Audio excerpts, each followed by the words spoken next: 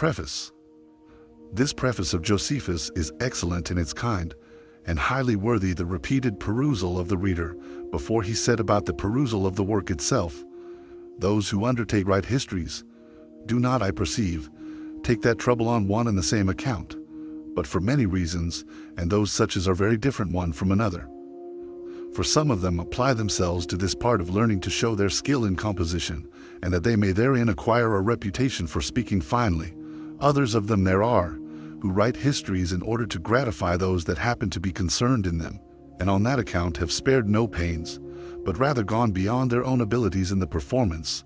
But others there are, who of necessity and by force are driven to write history, because they are concerned in the facts, and so cannot excuse themselves from committing them to writing, for the advantage of posterity. Nay, there are not a few who are induced to draw their historical facts out of darkness into light, and to produce them for the benefit of the public, on account of the great importance of the facts themselves with which they have been concerned. Now, of these several reasons for writing history, I must profess the two last were my own reasons also. For since I was myself interested in that war which we Jews had with the Romans, and knew myself its particular actions, and what conclusion it had, I was forced to give the history of it, because I saw that others perverted the truth of those actions in their writings. Now I have undertaken the present work, as thinking it will appear to all the Greeks worthy of their study, for it will contain all our antiquities and the constitution of our government, as interpreted out of the Hebrew Scriptures. And indeed I did formerly intend, when I wrote of the war, to explain who the Jews originally were, what fortunes they had been subject to, and by what legislature they had been instructed in piety and the exercise of other virtues, what wars also they had made in remote ages, till they were unwillingly engaged in this last with the Romans. But because this work would take up a great compass, I separated it into a set treatise by itself, with a beginning of its own and its own conclusion. But in process of time, as usually happens to such as undertake great things, I grew weary and went on slowly, it being a large subject, and a difficult thing to translate our history into a foreign, and to us unaccustomed language. However, some persons there were who desired to know our history, and so exhorted me to go on with it, and above all the rest, Epaphroditus, a man who is a lover of all kind of learning, but is principally delighted with the knowledge of history, and this on account of his having been himself concerned in great affairs, and many turns of fortune, and having shown a wonderful rigor of an excellent nature, and an immovable virtuous resolution in them all. I yielded to this man's persuasions, who always excite such as having abilities in what is useful and acceptable, to join their endeavors with his. I was also ashamed myself to permit any laziness of disposition to have a greater influence upon me than the delight of taking pains in such studies as were very useful. I thereupon stirred up myself, and went on with my work more cheerfully.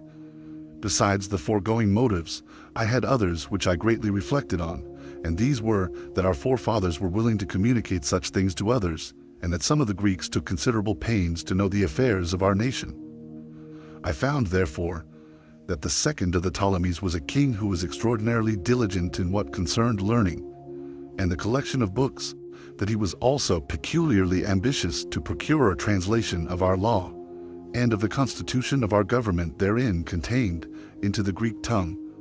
Now, Eleazar the high priest, one not inferior to any other of that dignity among us, did not envy the forenamed king the participation of that advantage, which otherwise he would for certain have denied him, but that he knew the custom of our nation was, to hinder nothing of what we esteemed ourselves from being communicated to others.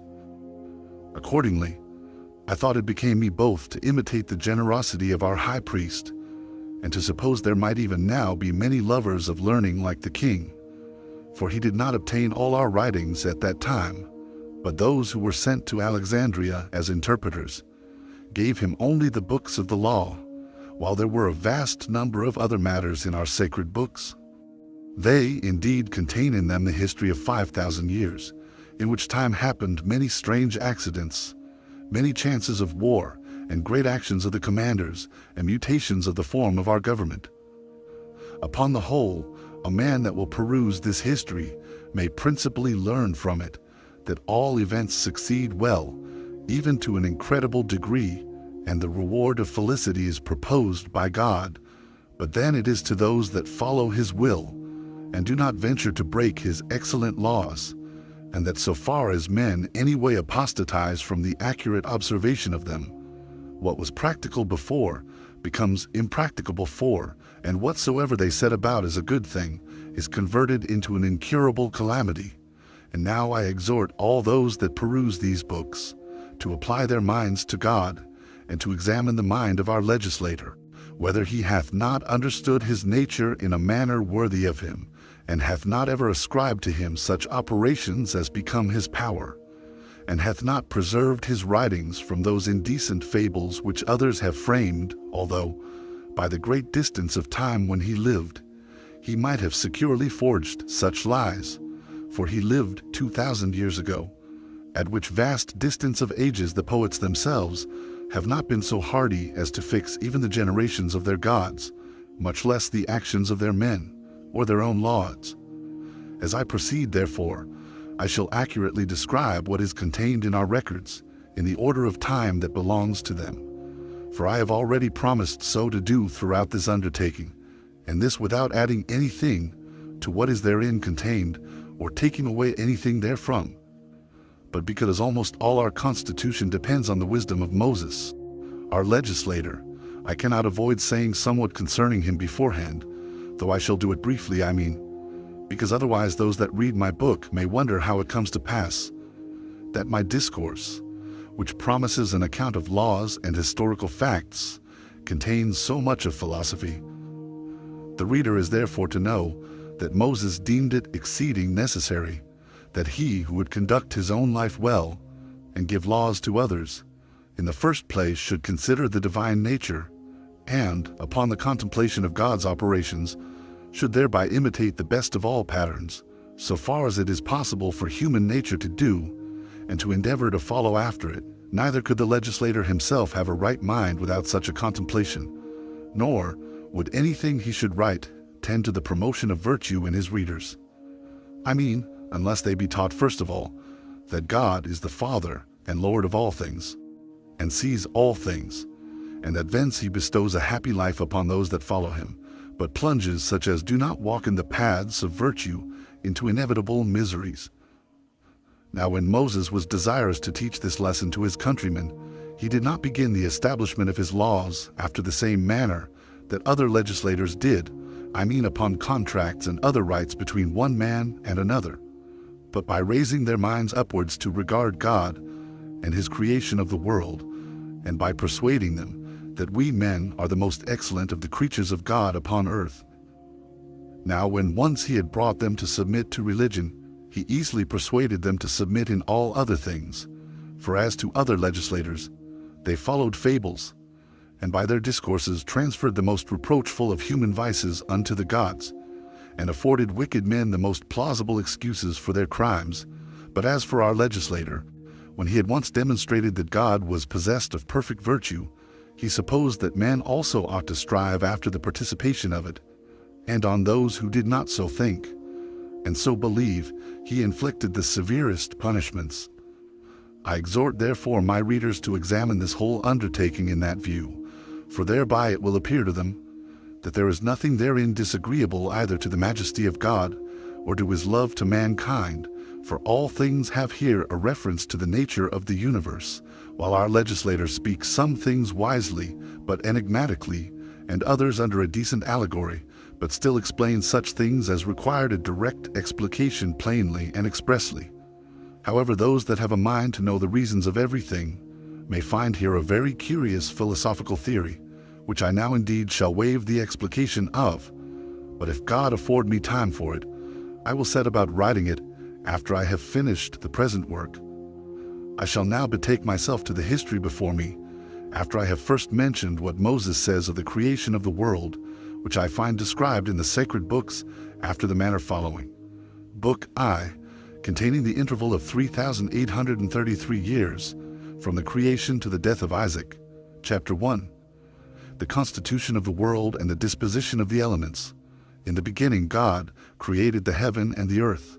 But when the earth did not come into sight, but was covered with thick darkness, and a wind moved upon its surface, God commanded that there should be light, and when that was made, he considered the whole mass, and separated the light and the darkness, and the name he gave to one was night, and the other he called day, and he named the beginning of light, and the time of rest, the evening and the morning, and this was indeed the first day. But Moses said it was one day, the cause of which I am able to give even now. But because I have promised to give such reasons for all things in a treatise by itself, I shall put off its exposition till that time. After this, on the second day, he placed the heaven over the whole world, and separated it from the other parts, and he determined it should stand by itself. He also placed a crystalline firmament round it, and put it together in a manner agreeable to the earth, and fitted it for giving moisture and rain, and for affording the advantage of dews. On the third day he appointed the dry land to appear, with the sea itself round about it, and on the very same day he made the plants and the seeds to spring out of the earth. On the fourth day he adorned the heaven with the sun, the moon, and the other stars, and appointed them their motions and courses, that the vicissitudes of the seasons might be clearly signified. And on the fifth day he produced the living creatures, both those that swim, and those that fly, the former in the sea, the latter in the air. He also sorted them as to society and mixture for procreation, and that their kinds might increase and multiply. On the sixth day he created the four-footed beasts, and made them male and female. On the same day he also formed man. Accordingly Moses says that in just 6 days the world, and all that is therein, was made, and that the seventh day was a rest, and a release from the labor of such operations, whence it is that we celebrate a rest from our labors on that day, and call it the Sabbath, which word denotes rest in the Hebrew tongue. Moreover, Moses, after the seventh day was over 6, begins to talk philosophically, and concerning the formation of man says thus, that God took dust from the ground and formed man, and inserted in him a spirit and a soul. This man was called Adam, which in the Hebrew tongue signifies one that is red, because he was formed out of red earth, compounded together, for of that kind is virgin and true earth.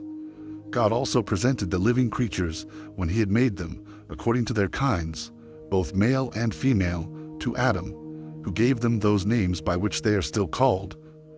But when he saw that Adam had no female companion, no society, for there was no such created, and that he wondered at the other animals which were male and female, he laid him asleep, and took away one of his ribs, and out of it formed the woman, whereupon Adam knew her when she was brought to him, and acknowledged that she was made out of himself. Now a woman is called in the Hebrew tongue Esau, but the name of this woman was Eve, which signifies the mother of all living. Moses says further, that God planted a paradise in the east, flourishing with all sorts of trees, and that among them was the tree of life, and another of knowledge, whereby was to be known what was good and evil, and that when he brought Adam and his wife into this garden, he commanded them to take care of the plants. Now the garden was watered by one river, which ran round about the whole earth, and was parted into 4 parts. And Pison, which denotes a multitude, running into India, makes its exit into the sea, and is by the Greeks called Ganges. Euphrates also, as well as Tigris, goes down into the Red Sea. Now the name Euphrates, or Phrath, denotes either a dispersion or a flower. By Tyrus, or Diglath, is signified what is swift, with narrowness, and Gihon runs through Egypt, and denotes what arises from the east, which the Greeks call Nile. God therefore commanded that Adam and his wife should eat of all the rest of the plants, but to abstain from the tree of knowledge, and foretold to them that if they touched it, it would prove their destruction. But while all the living creatures had one language, at that time the serpent, which then lived together with Adam and his wife, shewed an envious disposition at his supposal of their living happily, and in obedience to the commands of God, and imagining that when they disobeyed them, they would fall into calamities, he persuaded the woman, out of a malicious intention, to taste of the tree of knowledge, telling them that in that tree was the knowledge of good and evil, which knowledge, when they should obtain, they would lead a happy life, nay, a life not inferior to that of a god, by which means he overcame the woman and persuaded her to despise the command of God. Now when she had tasted of that tree and was pleased with its fruit, she persuaded Adam to make use of it also. Upon this they perceived that they were become naked to one another, and being ashamed thus to appear abroad, they invented somewhat to cover them, for the tree sharpened their understanding, and they covered themselves with fig leaves, and tying these before them, out of modesty, they thought they were happier than they were before, as they had discovered what they were in want of. But when God came into the garden, Adam, who was wont before to come and converse with him, being conscious of his wicked behavior, went out of the way. This behavior surprised God, and he asked what was the cause of this his procedure, and why he, that before delighted in that conversation, did now fly from it and avoid it. When he made no reply, as conscious to himself that he had transgressed the command of God, God said, I had before determined about you both, how you might lead a happy life, without any affliction, and care, and vexation of soul, and that all things which might contribute to your enjoyment and pleasure should grow up by my providence, of their own accord, without your own labor and painstaking, which state of labor and painstaking would soon bring on old age, and death would not be at any remote distance. But now thou hast abused this my good will, and hast disobeyed my commands. For thy silence is not the sign of thy virtue, but of thy evil conscience. However, Adam excused his sin, and entreated God not to be angry at him, and laid the blame of what was done upon his wife, and said that he was deceived by her, and thence became an offender, while she again accused the serpent. But God allotted him punishment, because he weakly submitted to the counsel of his wife, and said the ground should not henceforth yield its fruits of its own accord, but that when it should be harassed by their labor, it should bring forth some of its fruits, and refuse to bring forth others. He also made Eve liable to the inconveniency of breeding, and the sharp pains of bringing forth children, and this because she persuaded Adam with the same arguments wherewith the serpent had persuaded her, and had thereby brought him into a calamitous condition. He also deprived the serpent of speech, out of indignation at his malicious disposition towards Adam. Besides this, he inserted poison under his tongue, and made him an enemy to men, and suggested to them that they should direct their strokes against his head, that being the place wherein lay his mischievous designs towards men, and it being easiest to take vengeance on him that way. And when he had deprived him of the use of his feet, he made him to go rolling all along, and dragging himself upon the ground. And when God had appointed these penalties for them, he removed Adam and Eve out of the garden into another place. Chapter 2. Concerning the posterity of Adam, and the 10 generations from him to the deluge. Adam and Eve had 2 sons. The elder of them was named Cain, which name, when it is interpreted, signifies a possession. The younger was Abel, which signifies sorrow. They had also daughters. Now the 2 brethren were pleased with different courses of life. For Abel, the younger, was a lover of righteousness, and believing that God was present at all his actions, he excelled in virtue, and his employment was that of a shepherd. But Cain was not only very wicked in other respects, but was wholly intent upon getting, and he first contrived to plow the ground. He slew his brother on the occasion following. They had resolved to sacrifice to God. Now Cain brought the fruits of the earth and of his husbandry, but Abel brought milk and the first fruits of his flocks. But God was more delighted with the latter oblation, when he was honored with what grew naturally of its own accord, than he was with what was the invention of a covetous man, and gotten by forcing the ground, whence it was that Cain was very angry that Abel was preferred by God before him, and he slew his brother, and hid his dead body, thinking to escape discovery. But God, knowing what had been done, came to Cain, and asked him what was become of his brother, because he had not seen him of many days, whereas he used to observe them conversing together at other times. But Cain was in doubt with himself, and knew not what answer to give to God. At first he said that he was himself at a loss about his brother's disappearing, but when he was provoked by God, who pressed him vehemently, as resolving to know what the matter was, he replied, he was not his brother's guardian or keeper, nor was he an observer of what he did. But in return, God convicted Cain as having been the murderer of his brother, and said, I wonder at thee, that thou knowest not what is become of a man whom thou thyself hast destroyed. God therefore did not inflict the punishment of death upon him, on account of his offering sacrifice, and thereby making supplication to him not to be extreme in his wrath to him, but he made him accursed, and threatened his posterity in the 7th generation. He also cast him, together with his wife, out of that land. And when he was afraid that in wandering about he should fall among wild beasts, and by that means perish, God bid him not to entertain such a melancholy suspicion, and to go over all the earth without fear of what mischief he might suffer from wild beasts, and setting a mark upon him, that he might be known, he commanded him to depart. And when Cain had traveled over many countries, he, with his wife, built a city, named Nod, which is a place so called, and there he settled his abode, where also he had children. However, he did not accept of his punishment in order to amendment, but to increase his wickedness.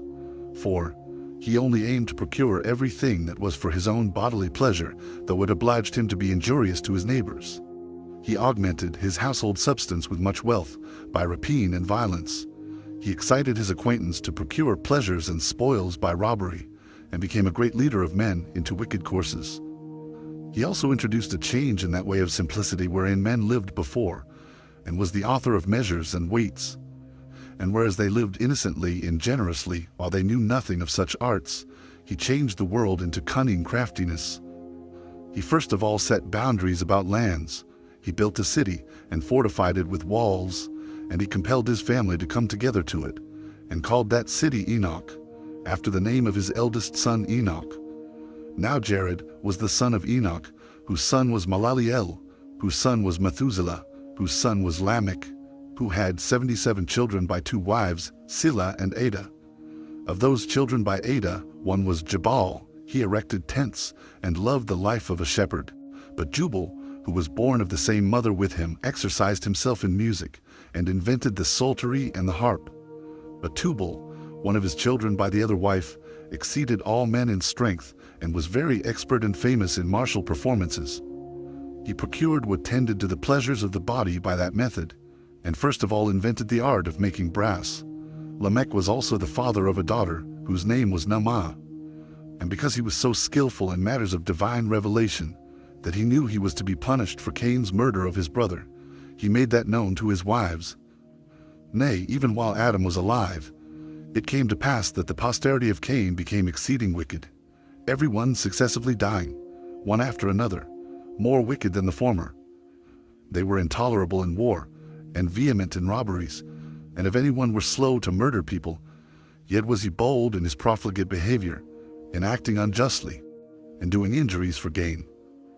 Now Adam, who was the first man, and made out of the earth, for our discourse must now be about him, after Abel was slain, and Cain fled away, on account of his murder, was solicitous for posterity, and had a vehement desire of children, he being 230 years old, after which time he lived other 700, and then died.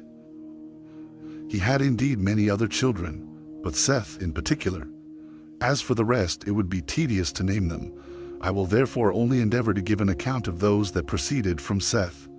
Now this Seth, when he was brought up, and came to those years in which he could discern what was good, became a virtuous man, and as he was himself of an excellent character, so did he leave children behind him, who imitated his virtues. These proved to be of good dispositions.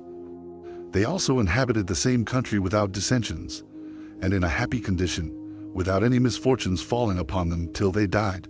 They also were the inventors of that peculiar sort of wisdom which is concerned with the heavenly bodies and their order, and that their inventions might not be lost before they were sufficiently known, upon Adam's prediction, that the world was to be destroyed at one time by the force of fire, and at another time by the violence and quantity of water. They made 2 pillars, the one of brick, the other of stone. They inscribed their discoveries on them both, that in case the pillar of brick should be destroyed by the flood, the pillar of stone might remain and exhibit those discoveries to mankind, and also inform them that there was another pillar of brick erected by them.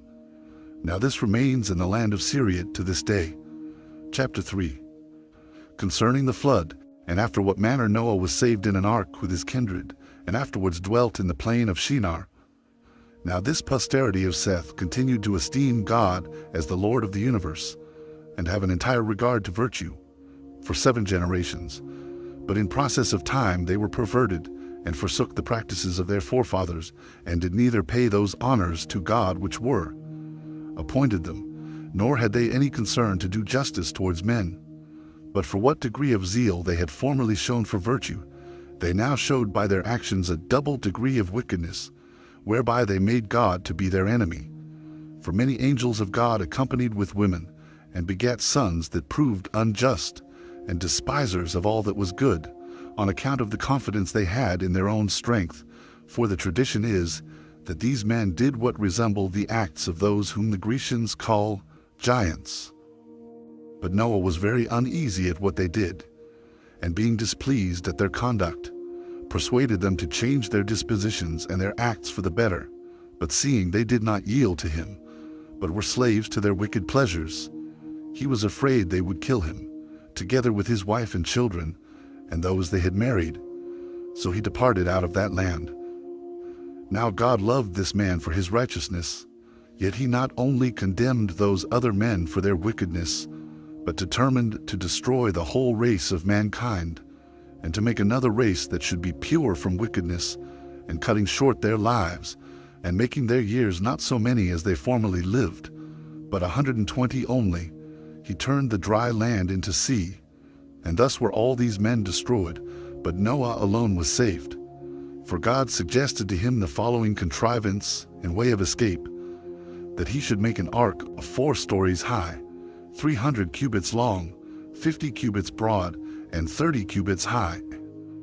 Accordingly he entered into that ark, and his wife and sons and their wives, and put into it not only other provisions to support their wants there, but also sent in with the rest all sorts of living creatures, the male and his female, for the preservation of their kinds, and others of them by 7s. Now this ark had firm walls and a roof, and was braced with crossbeams, so that it could not be any way drowned or overborne by the violence of the water. And thus was Noah, with his family, preserved. Now he was the 10th from Adam, as being the son of Lamech, whose father was Methuselah. He was the son of Enoch, the son of Jared, and Jared was the son of Malaleel, who with many of his sisters were the children of Kenan, the son of Enos. Now Enos was the son of Seth, the son of Adam. This calamity happened in the 600th year of Noah's government, age, in the 2nd month, called by the Macedonians Dias, but by the Hebrews marked Jewan, for so did they order their year in Egypt. But Moses appointed that Nisan, which is the same with Xanthicus, should be the 1st month for their festivals, because he brought them out of Egypt in that month, so that this month began the year as to all the solemnities they observed to the honor of God, although he preserved the original order of the months as to selling and buying, and other ordinary affairs.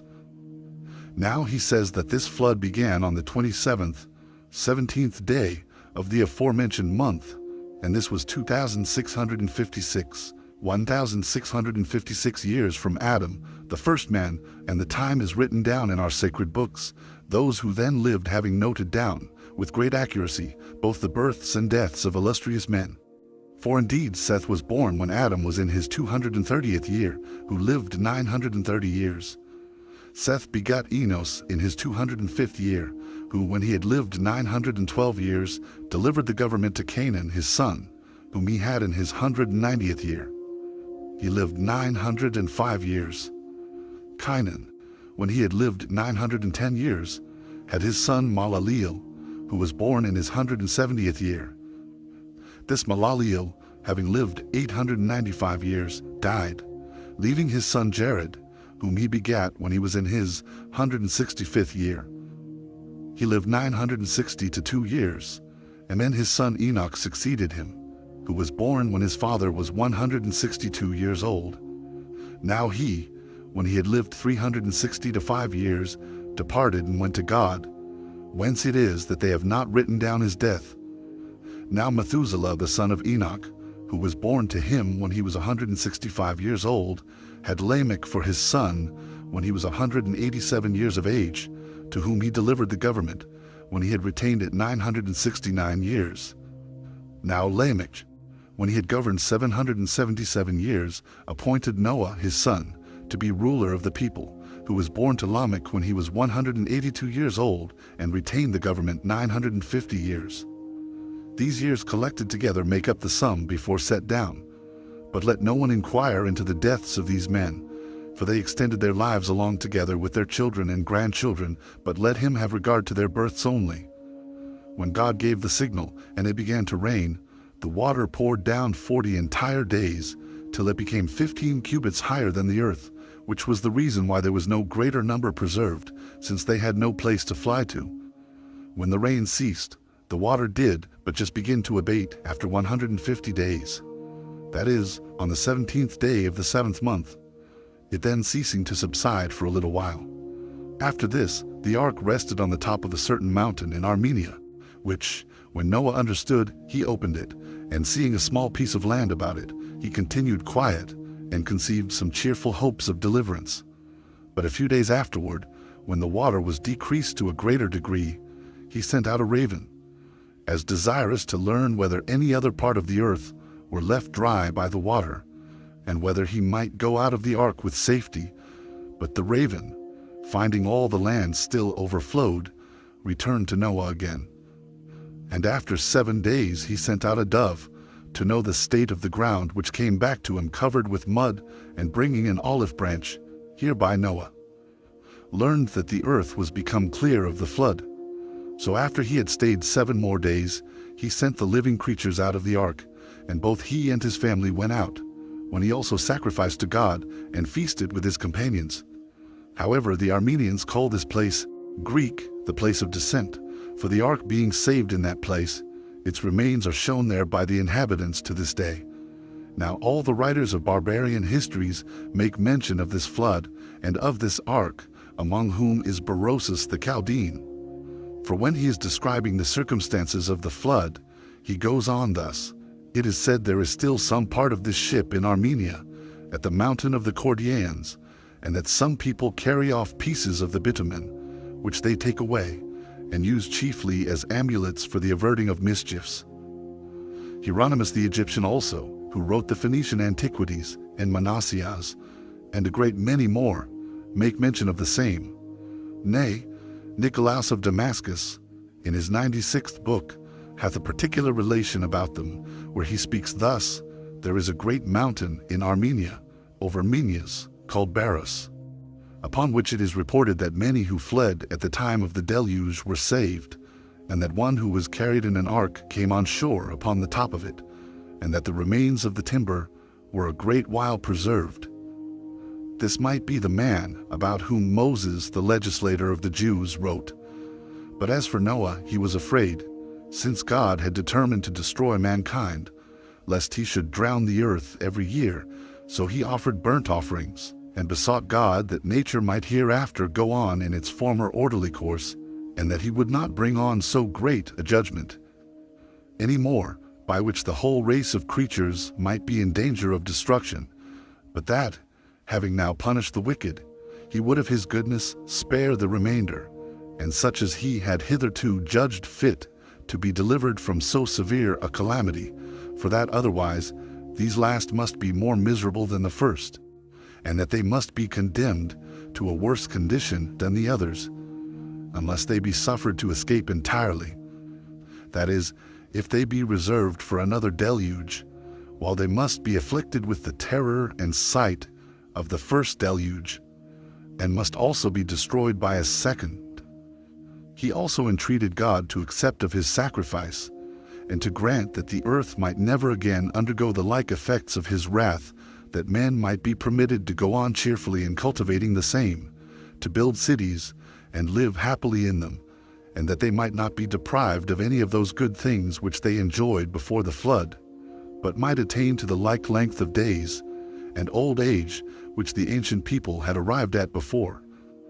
When Noah had made these supplications, God, who loved the man for his righteousness, granted entire success to his prayers, and said that it was not he who brought the destruction on a polluted world, but that they underwent that vengeance on account of their own wickedness, and that he had not brought men into the world if he had himself determined to destroy them, it being an instance of greater wisdom not to have granted them life at all, than after it was granted to procure their destruction.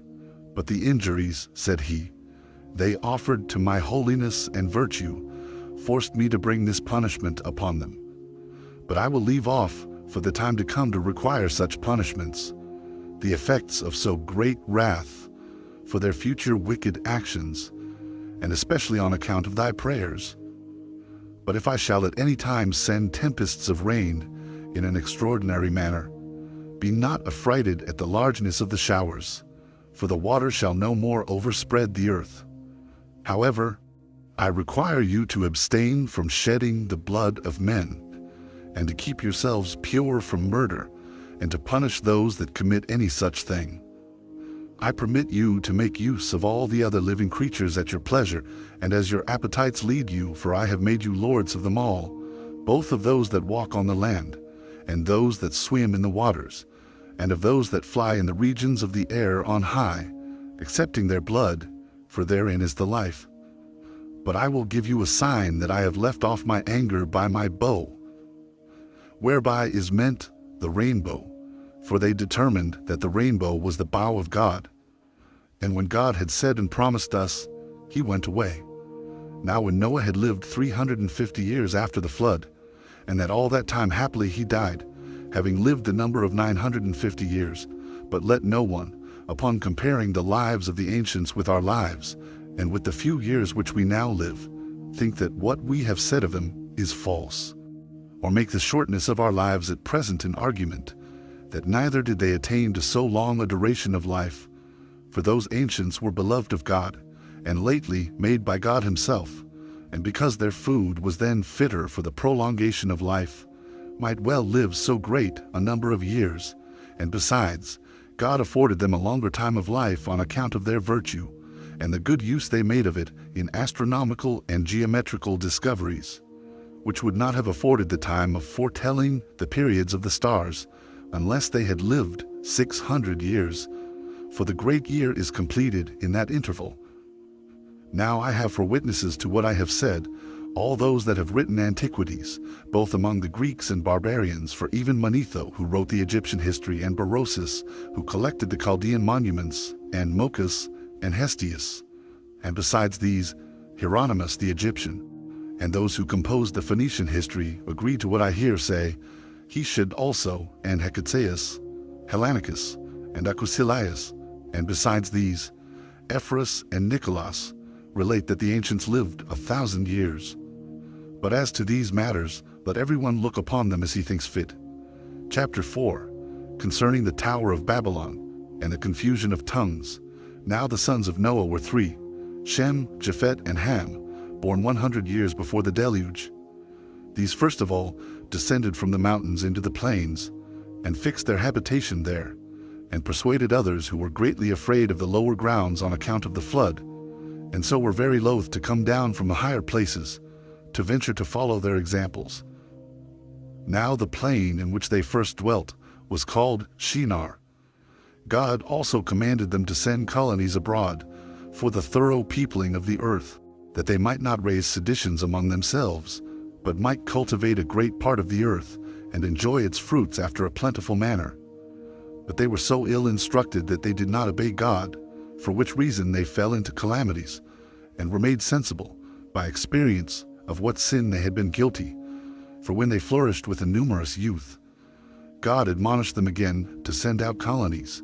But they, imagining the prosperity they enjoyed was not derived from the favor of God, but supposing that their own power was the proper cause of the plentiful condition they were in, did not obey him. Nay, they added to this their disobedience to the divine will, the suspicion that they were therefore ordered to send out separate colonies, that being divided asunder, they might the more easily be oppressed. Now, it was Nimrod who excited them to such an affront and contempt of God. He was the grandson of Ham, the son of Noah, a bold man, and of great strength of hand.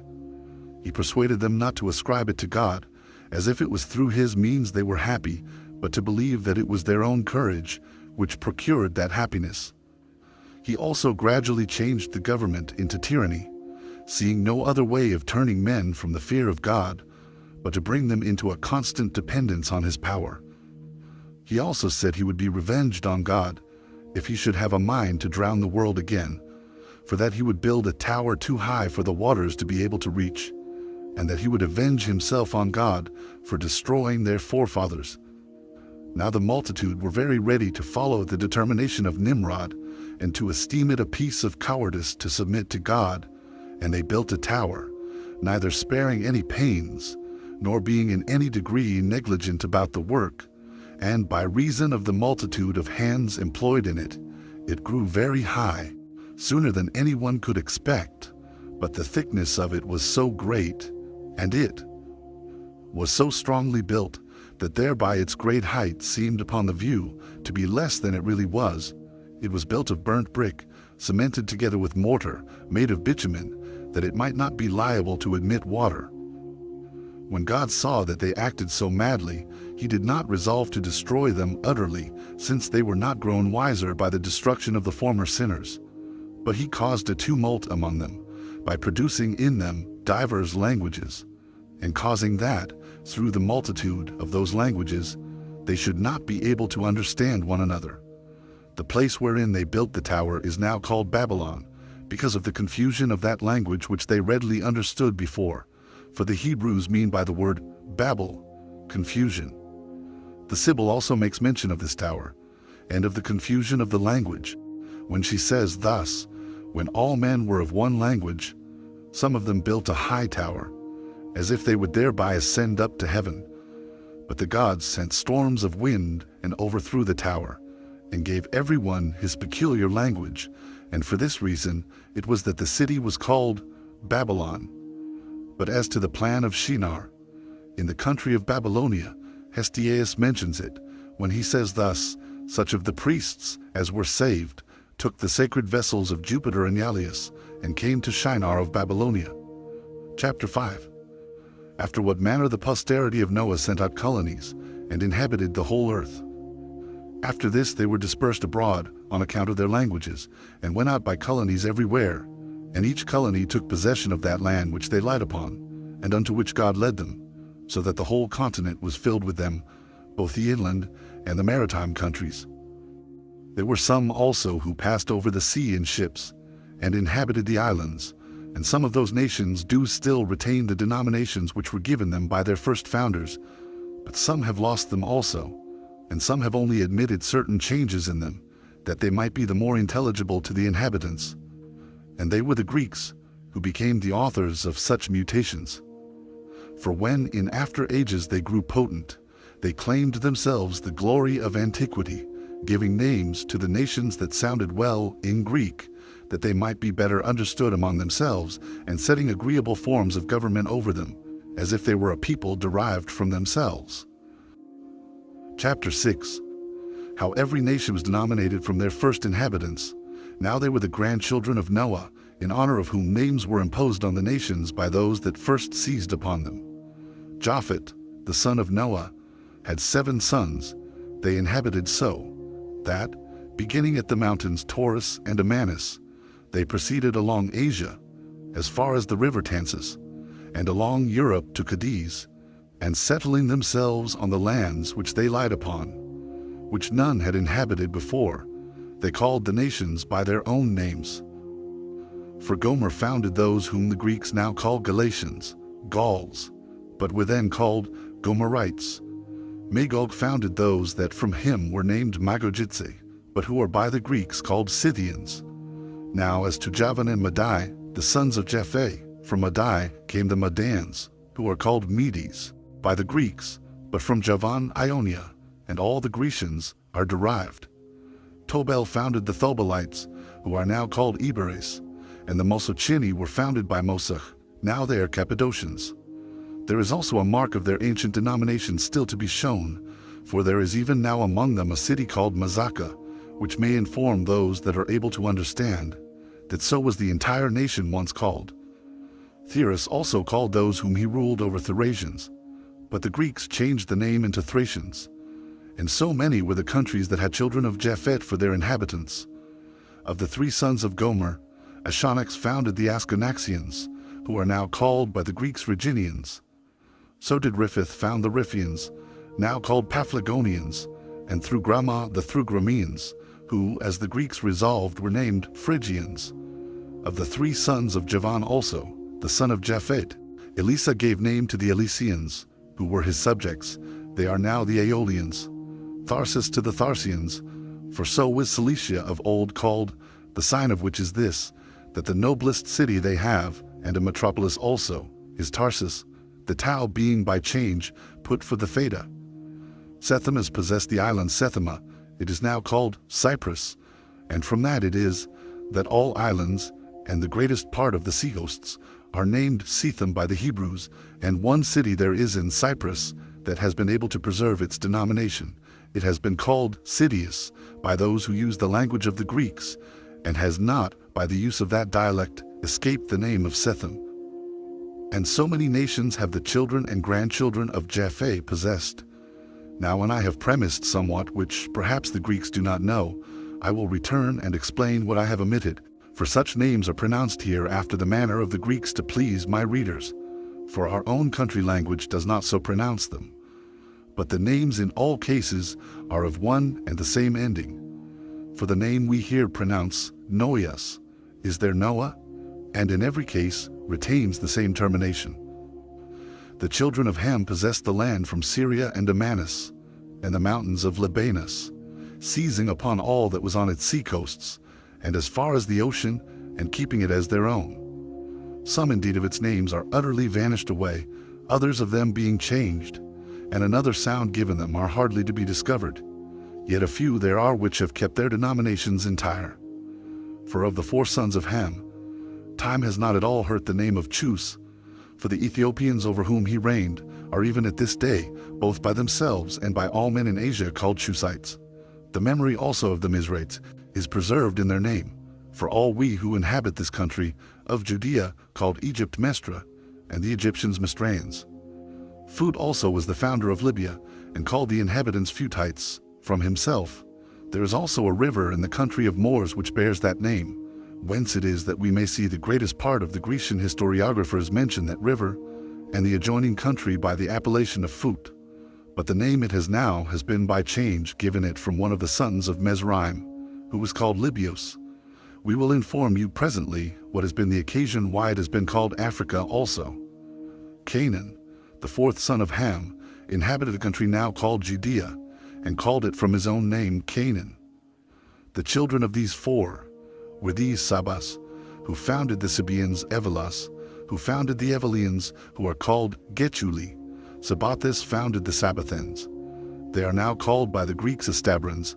Sabactus settled the Sabactans, and Ragmas the Ragmians, and he had 2 sons, the one of whom, Judadas, settled the Judaeans, a nation of the western Ethiopians, and left them his name, as did Sabas to the Sabaeans. But Nimrod, the son of Chus, stayed and tyrannized at Babylon, as we have already informed you.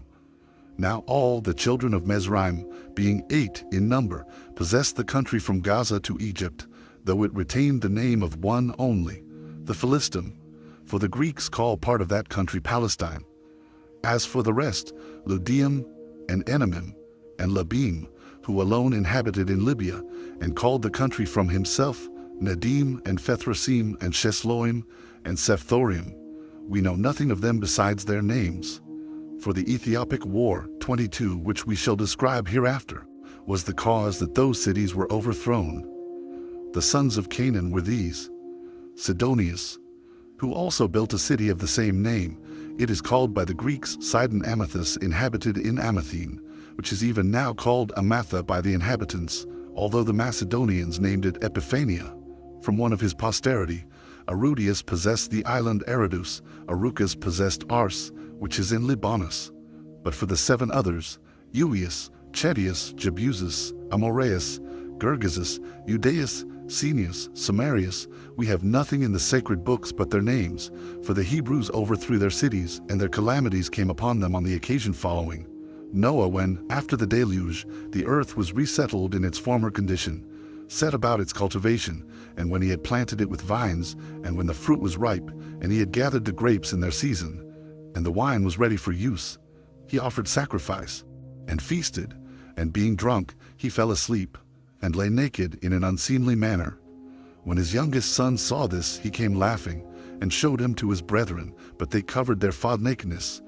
And when Noah was made sensible of what had been done, he prayed for prosperity to his other sons, but for Ham, he did not curse him, by reason of his nearness in blood, but cursed his prosperity. And when the rest of them escaped that curse, God inflicted it on the children of Canaan. But as to these matters, we shall speak more hereafter. Shem, the third son of Noah, had 5 sons, who inhabited the land that began at Euphrates and reached to the Indian Ocean. For Elam left behind him the Elamites, the ancestors of the Persians. Ashur lived at the city Nineveh and named his subjects Assyrians, who became the most fortunate nation beyond others. Arphaxad named the Arphaxidites, who are now called Chaldeans. Aram had the Aramites, which the Greeks called Syrians, as Lod founded the Lodites, which are now called Lydians. Of the 4 sons of Aram, Uz founded Trachonitis in Damascus. This country lies between Palestine and Cilicia. Ul founded Armenia and gathered the Bactrians, and Mesa the Mycenaeans. It is now called Sharax Basini. Salah was the son of Arphaxad, and his son was Heber, from whom they originally called the Jews Hebrews. Heber begat Joatan and Phaleg. He was called Phaleg because he was born at the dispersion of the nations to their several countries, for Phaleg among the Hebrews signifies division. Now Joktan, one of the sons of Heber, had these sons: Elmodad, Saliph, Asermoth, Jerah, Adoram, Izel, Dekla, Ebal, Abimael, Sabayus, Ophir, Uilot, and Jobab. These inhabited from Kophen, an Indian river, and in part of Asia joining to it. And this shall suffice concerning the sons of Shem. I will now treat of the Hebrews. The son of Phaleg, whose father was Heber, was Rago, whose son was Serug, to whom was born Nahor. His son was Terah, who was the father of Abraham, who accordingly was the 10th from Noah, and was born in the 292nd year after the deluge, for Terah begat Abram in his 70th year. Nahor begat Haran when he was 120 years old. Nahor was born to Serug in his 132nd year. Rago had Serug at 130. At the same age also Phaleg had Ragau. Heber begat Phaleg in his 134th year, he himself being begotten by Salah when he was 130 years old, whom Arphaxad had for his son at the 135th year of his age. Arphaxad was the son of Shem, and born 12 years after the deluge. Now Abram had 2 brethren, Nahor and Haran. Of these Haran left a son, Lot, as also Sarai and Milcah his daughters, and died among the Chaldeans in a city of the Chaldeans called Ur, and his monument is shown to this day. They married their nieces. Nabor married Milcah, and Abram married Sarai.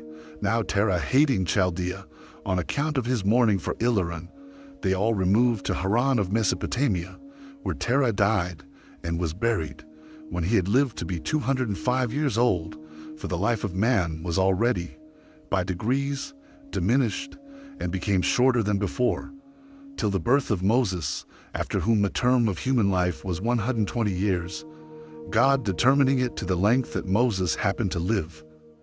Now Nahor had 8 sons by Milcah, Uz and Buz, Kemuel, Chesed, Azo, Feldas, Jedelph, and Bethuel.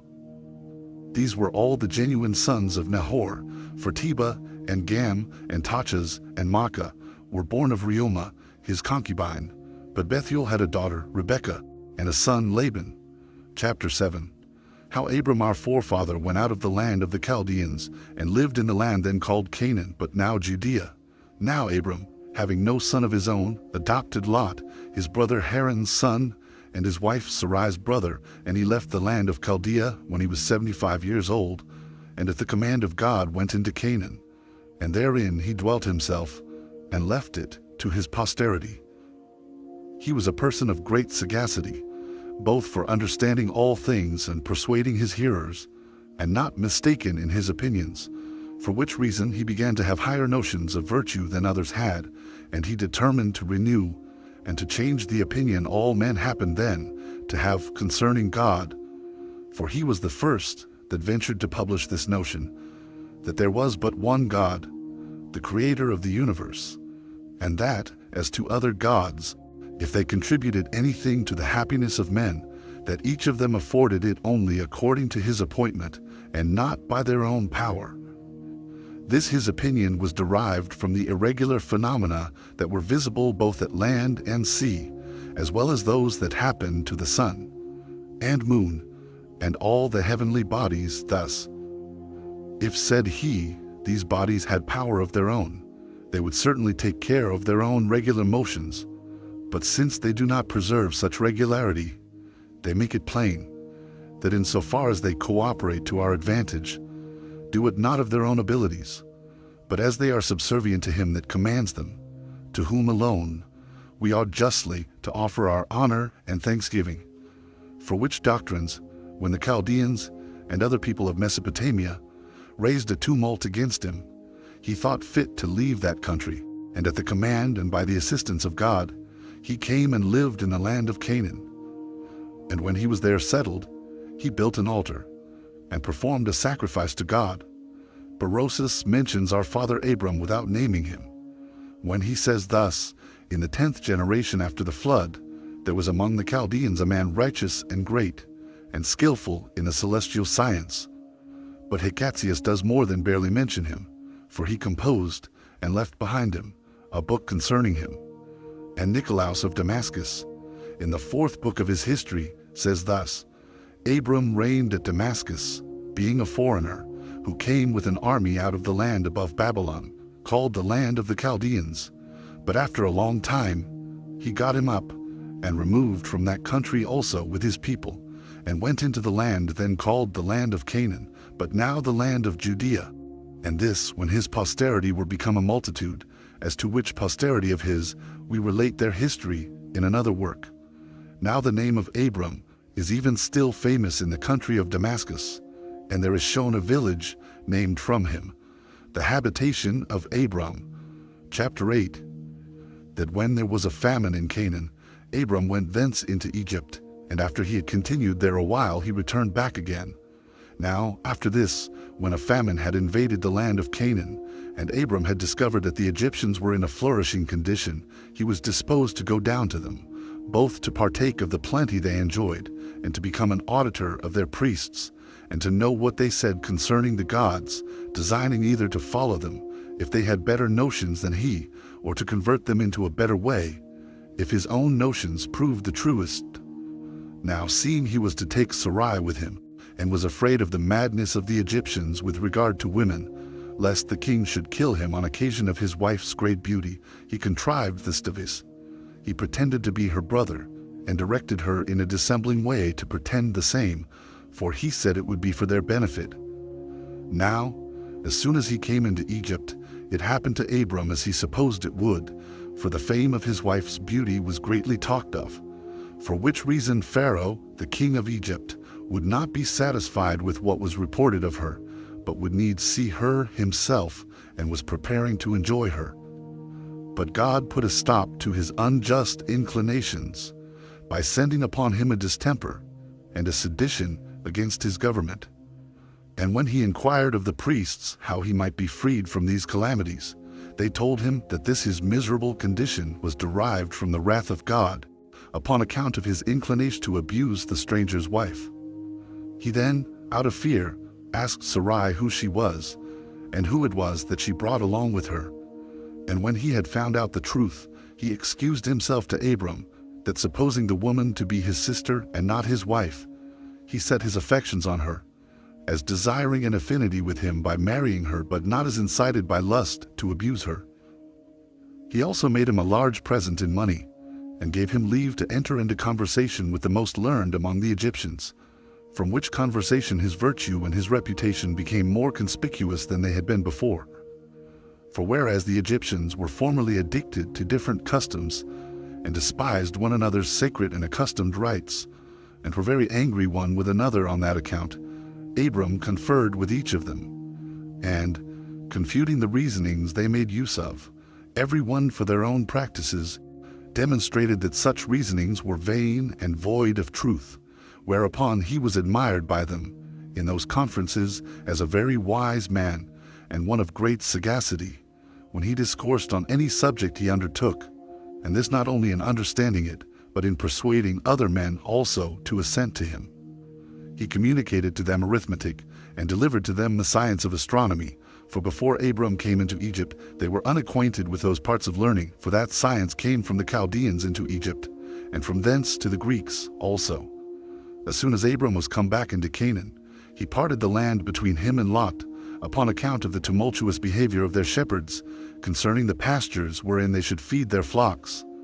However, he gave Lot his option, or leave, to choose which lands he would take, and he took himself what the other left, which were the lower grounds at the foot of the mountains, and he himself dwelt in Hebron, which is a city 7 years more ancient than Tunis of Egypt.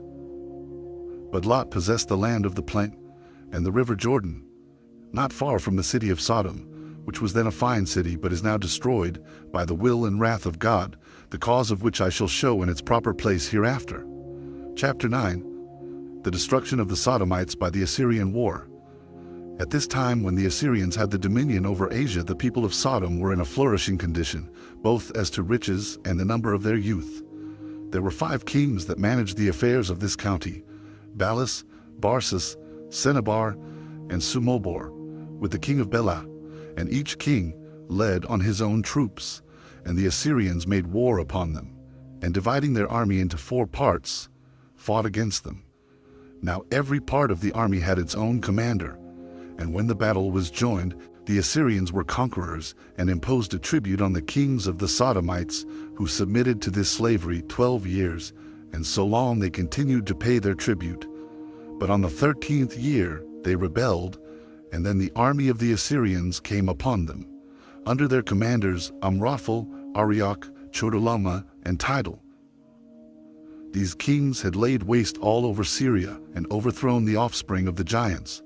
And when they were come over against Sodom, they pitched their camp at the vale called the Slime Pits. For at that time there were pits in that place. But now, upon the destruction of the city of Sodom, that vale became the lake Asphaltites, as it is called. However, concerning this lake we shall speak more presently. Now when the Sodomites joined battle with the Assyrians, and the fight was very obstinate, many of them were killed, and the rest were carried captive, among which captives was Lot, who had come to us the Sodomites. Chapter 10. How Abram fought with the Assyrians, and overcame them, and saved the Sodomite prisoners, and took from the Assyrians the prey they had gotten. When Abram heard of their calamity, he was at once afraid for Lot his kinsman, and pitied the Sodomites, his friends and neighbors, and thinking it proper to afford them assistance, he did not delay it, but marched hastily, and the 5th night fell upon the Assyrians near Dan, for that is the name of the other spring of Jordan. And before they could arm themselves, he slew some as they were in their beds, before they could suspect any harm, and others who were not yet gone to sleep, but were so drunk they could not fight, ran away. Abram pursued after them, till on the 2nd day he drove them in a body unto Hobah, a place belonging to Damascus, and thereby demonstrated that victory does not depend on multitude and the number of hands, but the alacrity and courage of soldiers overcome the most numerous bodies of men, while he got the victory over so great an army, with no more than 318 of his servants, and 3 of his friends. But all those that fled returned home ingloriously. So Abram, when he had saved the captive Sodomites, who had been taken by the Assyrians, and Lot also his kinsman, returned home in peace. Now the king of Sodom met him at a certain place, which they called the King's Dale, where Melchizedek, king of the city Salem, received him. That name signifies the righteous king, and such he was, without dispute, insomuch that on this account he was made the priest of God. However, they afterward called Salem Jerusalem. Now this Melchizedek supplied Abram's army in an hospitable manner, and gave them provisions in abundance. And as they were feasting, he began to praise him, and to bless God for subduing his enemies under him. And when Abram gave him the 10th part of his prey, he accepted of the gift. But the king of Sodom desired Abram to take the prey, but entreated that he might have those men restored to him, whom Abram had saved from the Assyrians, because they belonged to him. Abram would not do so, nor would make any other advantage of that prey than what his servants had eaten, but still insisted that he should afford a part to his friends that had assisted him in the battle. The first of them was called Eshcol, and then Aner and Mamre. And God commended his virtue and said, Thou shalt not however lose the rewards thou hast deserved to receive by such thy glorious actions. He answered, And what advantage will it be to me to have such rewards, when I have none to enjoy them after me? For he was hitherto childless, and God promised that he should have a son, and that his posterity should be very numerous, insomuch that their number should be like the stars. When he heard that, he offered a sacrifice to God as he commanded him. The manner of the sacrifice was this. He took an heifer of 3 years old, and a she-goat of 3 years old, and a ram in like manner of 3 years old, a turtle dove, and a pigeon. And as he was enjoined, he divided the 3 former, but the birds he did not divide. After which, before he built his altar, where the birds of prey flew about, as desirous of blood, a divine voice came to him, declaring that their neighbors would be grievous to his posterity, when they should be in Egypt for 400 years, during which time they should be afflicted, but afterwards should overcome their enemies, should conquer the Canaanites in war, and possess themselves of their land and of their cities. Now Abram dwelt near the oak called Ogijah. The place belongs to Canaan, not far from the city of Hebron. But being uneasy at his wife's barrenness, he entreated God to grant that he might have male issue, and God required of him to be of good courage, and said that he would add to all the rest of the benefits that he had bestowed upon him, ever since he led him out of Mesopotamia, the gift of children. Accordingly Sarai, at God's command, brought to his bed one of her handmaidens, a woman of Egyptian descent, in order to obtain children by her. And when this handmaid was with child, she triumphed, and ventured to affront Sarai, as if the dominion were to come to a son to be born of her. But when Abram resigned her into the hand of Sarai, to punish her, she contrived to fly away, as not able to bear the instances of Sarai's severity to her, and she entreated God to have passion on her. Now a divine angel met her, as she was going forward in the wilderness, and bid her return to her master and mistress, for if she would submit to that wise advice, she would live better hereafter, for that the reason of her being in such a miserable case was this, that she had been ungrateful and arrogant towards her mistress. He also told her that if she disobeyed God and went on still in her way, she should perish, but if she would return back, she should become the mother of a son who should reign over that country. These admonitions she obeyed, and returned to her master and mistress, and obtained forgiveness. A little while afterwards she bare Ismael, which may be interpreted heard of God, because God had heard his mother's prayer. The forementioned son was born to Abram when he was 86 years old, but when he was 99, God appeared to him, and promised him that he should have a son by Sarai, and commanded that his name should be Isaac, and showed him that from this son should spring great nations and kings, and that they should obtain all the land of Canaan by war, from Sidon to Egypt.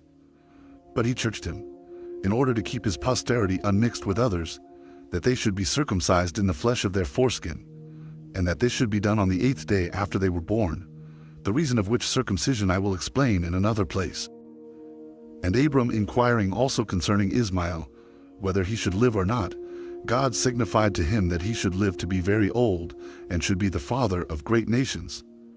Abram therefore gave thanks to God for these blessings, and then he, and all his family, and his son Ismael, were circumcised immediately, the son being that day 13 years of age, and he 99. Chapter 11. How God overthrew the nation of the Sodomites, out of his wrath against them for their sins. About this time the Sodomites grew proud. On account of their riches and great wealth, they became unjust towards men, and impious towards God, insomuch that they did not call to mind the advantages they received from him. They hated strangers, and abused themselves with sodomitical practices. God was therefore much displeased at them, and determined to punish them for their pride, and to overthrow their city, and to lay waste to their country. until there should neither plant nor fruit grow out of it. When God had thus resolved concerning the Sodomites, Abraham, as he sat by the oak of Mamre at the door of his tent, saw 3 angels, and thinking them to be strangers, he rose up and saluted them, and desired they would accept of an entertainment and abide with him. To which, when they agreed, he ordered cakes of meal to be made presently, and when he had slain a calf, he roasted it, and brought it to them, as they sat under the oak. Now they made a show of eating, and besides they asked him about his wife Sarah, where she was. And when he said she was within, they said they would come again hereafter, and find her become a mother. Upon which the woman laughed, and said that it was impossible she should bear children, since she was 90 years of age, and her husband was 100. Then they concealed themselves no longer, but declared that they were angels of God, and that one of them was sent to inform them about the child, and 2 of the overthrow of Sodom. When Abraham heard this, he was grieved for the Sodomites, and he rose up and besought God for them, and entreated him that he would not destroy the righteous with the wicked. And when God had replied that there was no good man among the Sodomites, for if there were but 10 such men among them, he would not punish any of them for their sins, Abraham held his peace. And the angels came to the city of the Sodomites, and Lot entreated them to accept of a lodging with him, for he was a very generous and hospitable man, and one that had learned to imitate the goodness of Abraham. Now when the Sodomites saw the young men to be of beautiful countenances, and this to an extraordinary degree, and that they took up their lodgings with Lot, they resolved themselves to enjoy these beautiful boys by force and violence. And when Lot exhorted them to sobriety, and not to offer anything immodest to the strangers, but to have regard to their lodging in his house, and promised that if their inclinations could not be governed, he would expose his daughters to their lust, instead of these strangers, neither thus were they made ashamed. But God was much displeased at their impudent behavior, so that he both smote those men with blindness, and condemned the Sodomites to universal destruction. But Lot, upon God's informing him of the future destruction of the Sodomites, went away, taking with him his wife and daughters, who were 2 still virgins, for those that were betrothed to them were above the thoughts of going, and deemed that Lot's words were trifling. God then cast a thunderbolt upon the city, and set it on fire with its inhabitants, and laid waste the country with the like burning, as I formerly said when I wrote the Jewish war. But Lot's wife, continually turning back to view the city as she went from it, and being too nicely inquisitive what would become of it, although God had forbidden her so to do, was changed into a pillar of salt, for I have seen it, and it remains at this day. Now he and his daughters fled to a certain small place, encompassed with the fire, and settled in it. It is to this day called Zor, for that is the word which the Hebrews use for a small thing. There it was that he lived a miserable life, on account of his having no company, and his want of provisions. But his daughters, thinking that all mankind were destroyed, approached to their father, though taking care not to be perceived. This they did, that humankind might not utterly fail, and they bare sons. The son of the elder was named Moab, which denotes one derived from his father. The younger bare Ammon, which name denotes one derived from a kinsman. The former of whom was the father of the Moabites, which is even still a great nation. The latter was the father of the Ammonites, and both of them are inhabitants of Celesyria. And such was the departure of Lot from among the Sodomites. Chapter 12, concerning Abimelech, and concerning Ismael the son of Abraham, and concerning the Arabians who were his posterity.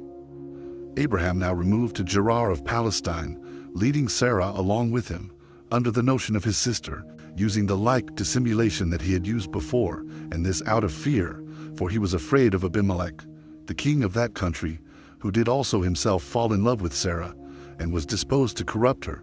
But he was restrained from satisfying his lust by a dangerous distemper which befell him from God. Now when his physicians despaired of curing him, he fell asleep, and saw a dream, warning him not to abuse the stranger's wife. And when he recovered, he told his friends that God had inflicted that disease upon him, by way of punishment, for his injury to the stranger, and in order to preserve the chastity of his wife, for that she did not accompany him as his sister, but as his legitimate wife, and that God had promised to be gracious to him for the time to come, if this person be once secure of his wife's chastity. When he had said this, by the advice of his friends, he sent for Abraham, and bid him not to be concerned about his wife, or fear the corruption of her chastity, for that God took care of him, and that it was by his providence that he received his wife again, without her suffering any abuse. And he appealed to God and to his wife's conscience, and said that he had not any inclination at first to enjoy her, if he had known she was his wife. But since, said he, thou leddest her about as thy sister, I was guilty of no offense. He also entreated him to be at peace with him, and to make God propitious to him, and that if he thought fit to continue with him, he should have what he wanted in abundance, but that if he designed to go away, he should be honorably conducted, and have whatsoever supply he wanted when he came thither. Upon his saying this, Abraham told him that his pretense of kindred to his wife was no lie, because she was his brother's daughter, and that he did not think himself safe in his travels abroad without this sort of dissimulation, and that he was not the cause of his distemper, but was only solicitous for his own safety. He said also that he was ready to stay with him. Whereupon Abimelech assigned him land and money, and they covenanted to live together without guile, and took an oath at a certain well called Beersheba, which may be interpreted, the well of the oath, and so it is named by the people of the country unto this day. Now in a little time Abraham had a son by Sarah, as God had foretold to him, whom he named Isaac, which signifies laughter. And indeed, they so called him, because Sarah laughed when God said that she should bear a son, she not expecting such a thing, as being past the age of childbearing, for she was 90 years old, and Abraham 100, so that this son was born to them both in the last year of each of those decimal numbers. And they circumcised him upon the 8th day, and from that time the Jews continued the custom of circumcising their sons within that number of days. But as for the Arabians, they circumcise after the 13th year, because Ismail, the founder of their nation, who was born to Abraham of the concubine, was circumcised at that age, concerning whom I will presently give a particular account, with great exactness. As for Sarah, she at first loved Ismail, who was born of her own handmaid Hagar, with an affection not inferior to that of her own son, for he was brought up in order to succeed in the government. But when she herself had borne Isaac, she was not willing that Ismail should be brought up with him, as being too old for him, and able to do him injuries when their father should be dead. She therefore persuaded Abraham to send him and his mother to some distant country. Now at the first, he did not agree to what Sarah was so zealous for, and thought it an instance of the greatest barbarity, to send away a young child and a woman unprovided of necessaries. But at length he agreed to it, because God was pleased with what Sarah had determined.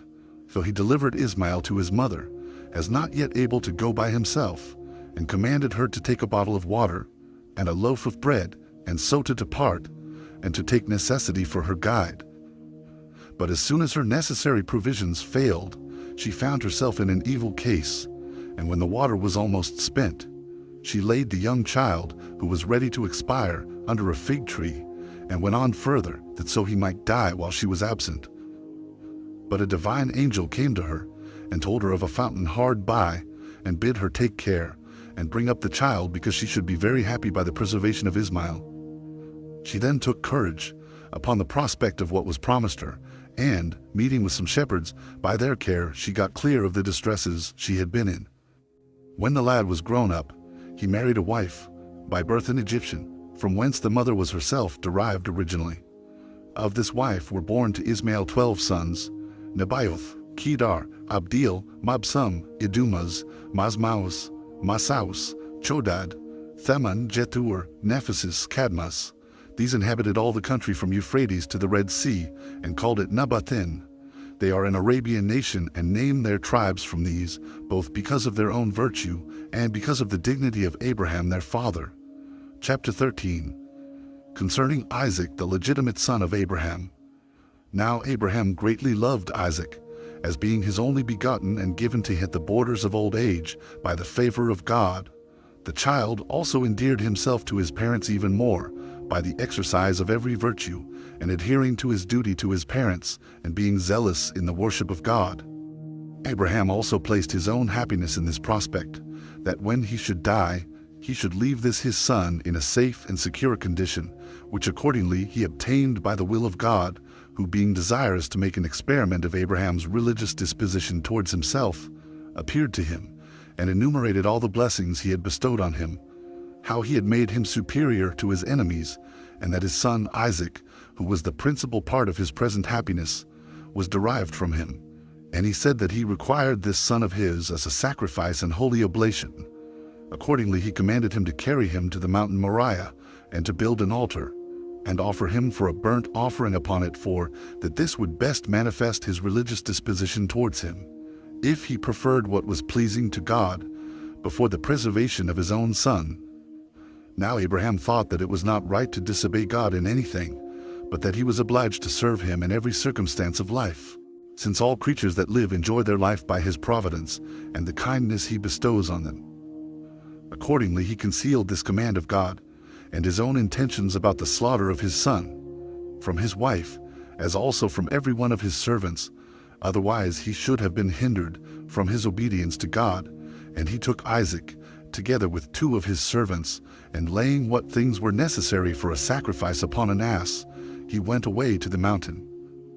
Now the 2 servants went along with him 2 days, but on the 3rd day, as soon as he saw the mountain, he left those servants that were with him till then in the plain, and, having his son alone with him, he came to the mountain. It was that mountain upon which King David afterwards built the temple. Now they had brought with them everything necessary for a sacrifice, excepting the animal that was to be offered only. Now Isaac was 25 years old, and as he was building the altar, he asked his father what he was about to offer, since there was no animal there for an oblation. To which it was answered, that God would provide himself an oblation, he being able to make a plentiful provision for men out of what they have not, and to deprive others of what they already have, when they put too much trust therein, that therefore, if God pleased to be present and propitious at this sacrifice, he would provide himself an oblation.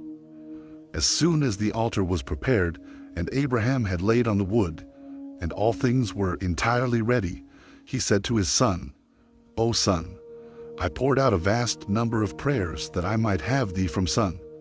When thou wast come into the world, there was nothing that could contribute to thy support for which I was not greatly solicitous, nor anything wherein I thought myself happier than to see thee grown up to man's estate, and that I might leave thee at my death, the successor to my dominion. But since it was by God's will that I became thy father, and it is now his will that I relinquish thee, bear this consecration to God with a generous mind, for I resign thee up to God, who has thought fit now to require this testimony of honor to himself, on account of the favors he hath conferred on me, in being to me a supporter and defender. Accordingly thou, my son, will now die, not in any common way of going out of the world, but sent to God, the Father of all men, beforehand, by thy own father, in the nature of a sacrifice. I suppose he thinks thee worthy to get clear of this world, neither by disease, neither by war, nor by any other severe way, by which death usually comes upon men, but so that he will receive thy soul with prayers and holy offices of religion, and will place thee near to himself. And thou wilt there be to me a succorer and supporter in my old age, on which account I principally brought thee up, and thou wilt thereby procure me God for my comforter, instead of thyself. Now Isaac was of such a generous disposition, as became the son of such a father, and was pleased with this discourse, and said, that he was not worthy to be born at first, if he should reject the determination of God and of his father, and should not resign himself up readily to both their pleasures, since it would have been unjust if he had not obeyed, even if his father alone had so resolved. So he went immediately to the altar to be sacrificed, and the deed it had been done, if God had not opposed it. For he called loudly to Abraham by his name, and forbade him to slay his son, and said, it was not out of a desire of human blood that he was commanded to slay his son, nor was he willing that he should be taken away from him whom he had made his father, but to try the temper of his mind, whether he would be obedient to such a command.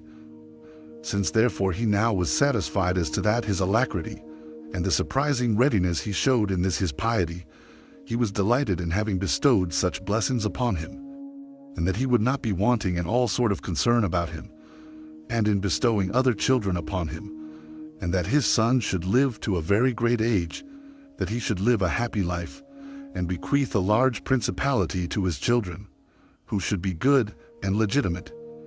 He foretold also that his family should increase into many nations, and that those patriarchs should leave behind them an everlasting name, that they should obtain the possession of the land of Canaan, and be envied by all men.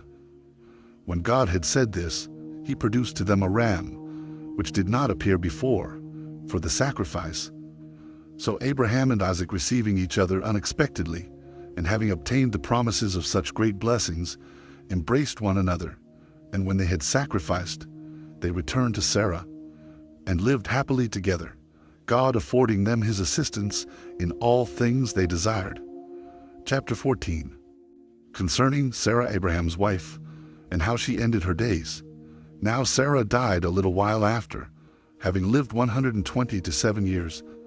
They buried her in Hebron, the Canaanites publicly allowing them a burying place, which piece of ground Abraham bought for 400 shekels of Ephron, an inhabitant of Hebron, and both Abraham and his descendants built themselves sepulchres in that place.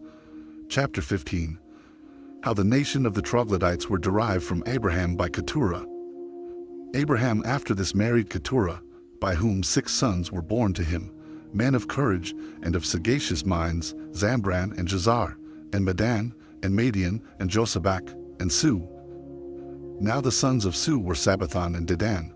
The sons of Dedan were Letusim, and Assur, and Luom. The sons of Madiau were Ephas, and Ophran, and Anoch, and Abidas, and Eldas.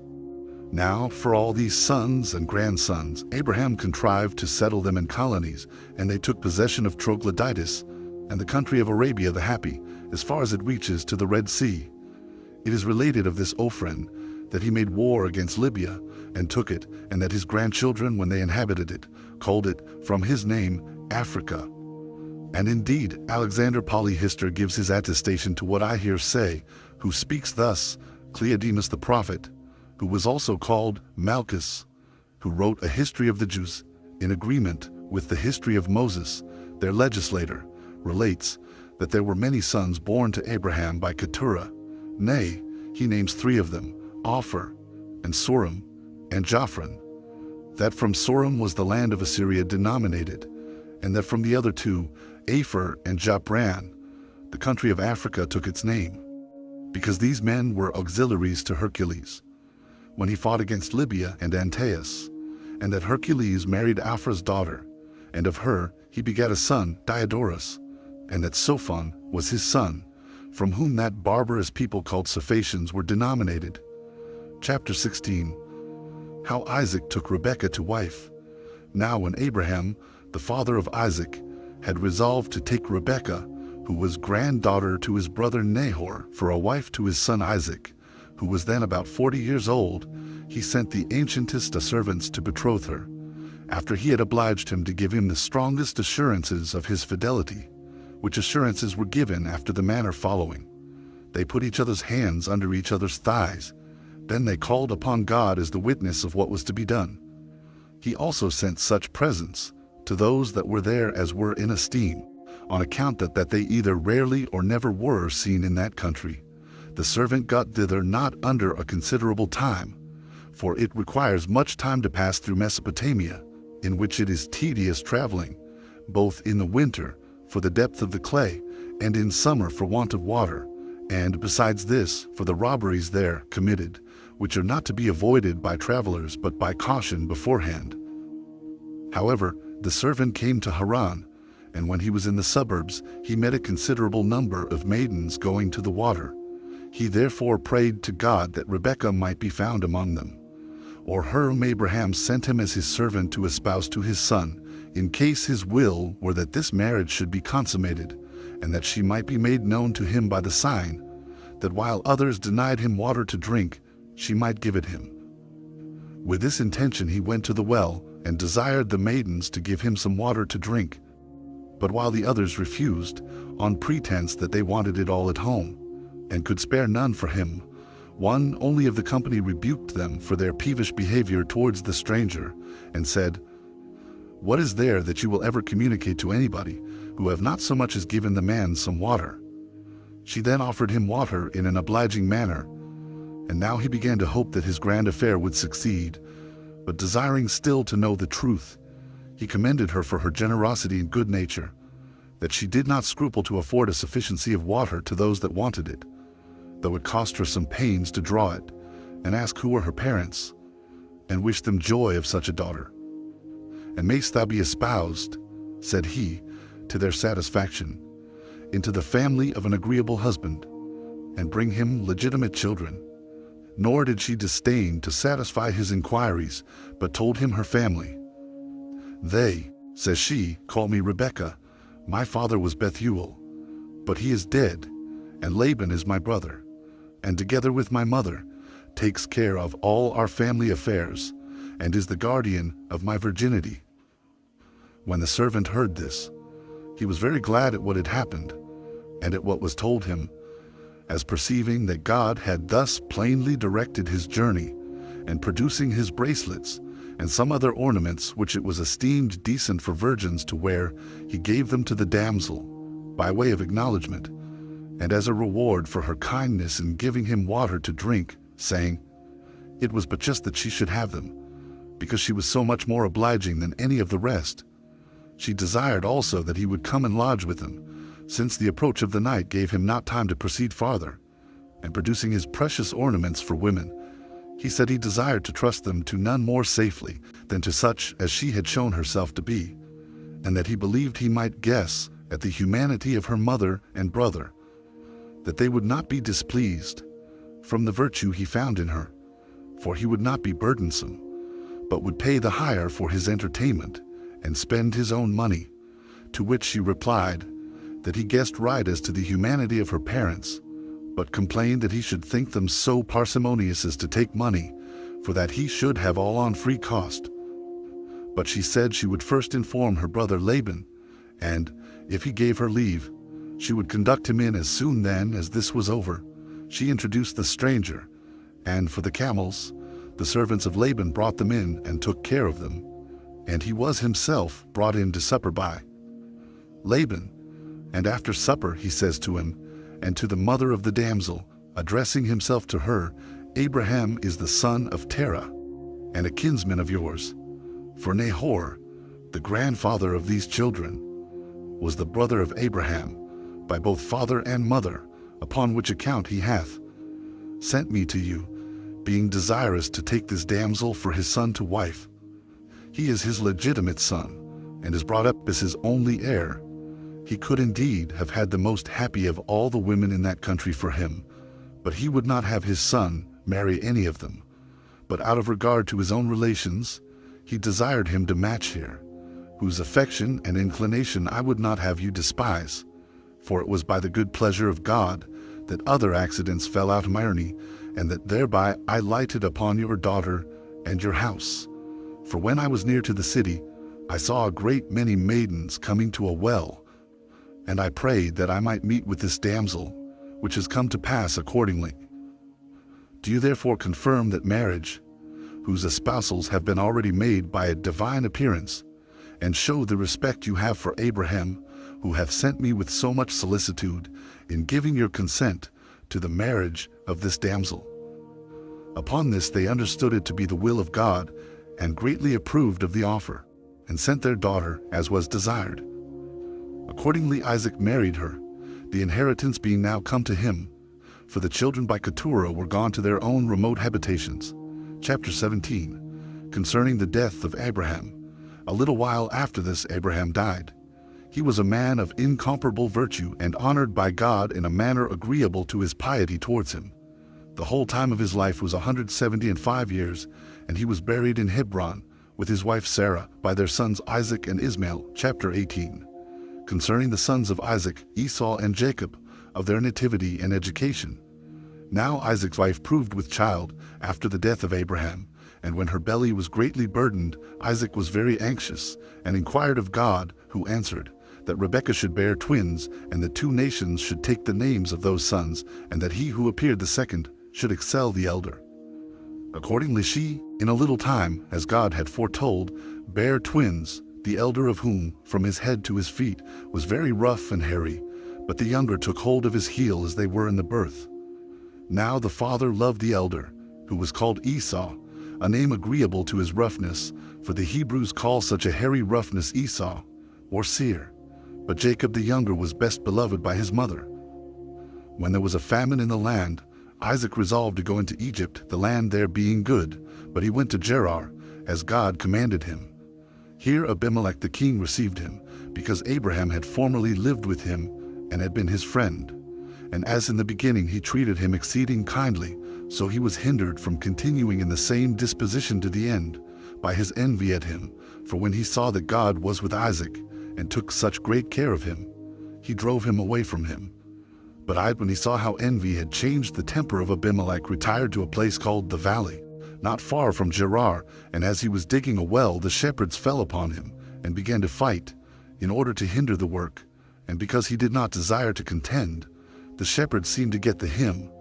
So he still retired, and dug another, and when certain other shepherds of Abimelech began to offer him violence, he left that also, still retired, thus purchasing security to himself, a rational and prudent conduct. At length they gave him leave to dig a well without disturbance. He named this well Rehoboth, which denotes a large space, but of the former wells, one was called Escon, which denotes strife, the other Satana, name signifies enmity. It was now that Isaac's affairs increased, and in a flourishing condition, and this his great riches. But Abimelech, thinking in opposition to him, while they're living, made them suspicious of each other, and retiring showing a secret enmity also. He afraid that his former friendship with Isaac would not secure him. If Isaac should endeavor the injuries he had formerly offered him, he therefore renewed his friendship with him, Philok, one of his generals. And when he had obtained everything he desired, by reason of Isaac's good nature, who preferred the earlier friendship Abimelech had shown to himself and his father to his later wrath against him, he returned home. Now when Esau, one of the sons of Isaac, whom the father principally loved, was now come to the age of 40 years, he married Adah, the daughter of Helon, and Aholibamah, the daughter of Esabion, which Helon and Esabion were great lords among the Canaanites, thereby taking upon himself the authority, and pretending to have dominion over his own marriages, without so much as asking the advice of his father. For had Isaac been the arbitrator, he had not given him leave to marry thus. For he was not pleased with contracting any alliance with the people of that country, but not caring to be uneasy to his son by commanding him to put away these wives, he resolved to be silent. But when he was old, and could not see at all, he called Esau to him, and told him that besides his blindness, and the disorder of his eyes, his very old age hindered him from his worship of God by sacrifice. He bid him therefore to go out a-hunting, and when he had caught as much venison as he could, to prepare him a supper, that after this he might make supplication to God, to be to him a supporter and an assister during the whole time of his life, saying that it was uncertain when he should die, and that he was desirous, by prayers for him, to procure beforehand God to be merciful to him. Accordingly Esau went out a-hunting, but Rebekah, thinking it proper to have the supplication made for obtaining the favor of God to Jacob, and that without the consent of Isaac, bid him kill kids of the goats, and prepare a supper. So Jacob obeyed his mother, according to all her instructions. Now when the supper was got ready, he took a goat's skin, and put it about his arm, that by reason of its hairy roughness he might by his father be believed to be Esau, for they being twins, and in all things else alike, differed only in this thing. This was done out of his fear, that before his father had made his supplications, he should be caught in his evil practice, and lest he should, on the contrary, provoke his father to curse him. So he brought in the supper to his father. Isaac perceived to be Esau. So suspecting no deceit, he ate the supper, and betook himself to his prayers and intercessions with God, and said, O Lord of all ages, and Creator of all substance, for it was thou that didst propose to my father, great plenty of good things, and hast vouchsafed to bestow on me what I have, and hast promised to my posterity to be their kind supporter, and to bestow on them still greater blessings. Do thou therefore confirm these thy promises, and do not overlook me, because of my present weak condition, on account of which I most earnestly pray to thee. Be gracious to this my son, and preserve him and keep him from everything that is evil. Give him a happy life, and the possession of as many good things as thy power is able to bestow. Make him terrible to his enemies, and honorable and beloved among his friends. Thus did Isaac pray to God, thinking his prayers had been made for Esau. He had but just finished them when Esau came in from hunting, and when Isaac perceived his mistake, he was silent, but Esau required that he might be made partaker of the like blessing from his father that his brother had partook of. But his father refused it, because all his prayers had been spent upon Jacob, so Esau lamented the mistake. However, his father, being grieved at his weeping, said that he should excel in hunting and strength of body, in arms, and all such sorts of work, and should obtain glory forever on those accounts, he and his posterity after him, but still should serve his brother. How the mother delivered Jacob. When she was afraid that his brother would inflict some punishment upon him because of the mistake about the prayers of Isaac, for she persuaded her husband to take a wife for Jacob out of Mesopotamia, of her own kindred, Esau having married already Basemath, the daughter of Ismail, without his father's consent. For Isaac did not like the Canaanites, so that he disapproved of Esau's former marriages, which made him take Basemath to wife, in order to please him, and indeed he had a great affection for her. Chapter 19. Concerning Jacob's flight into Mesopotamia, by reason of the fear he was in of his brother.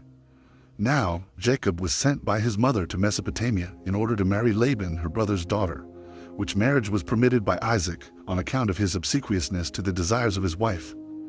And he accordingly journeyed through the land of Canaan, and because he hated the people of that country, he would not lodge with any of them, but took up his lodging in the open air, and laid his head on a heap of stones that he had gathered together.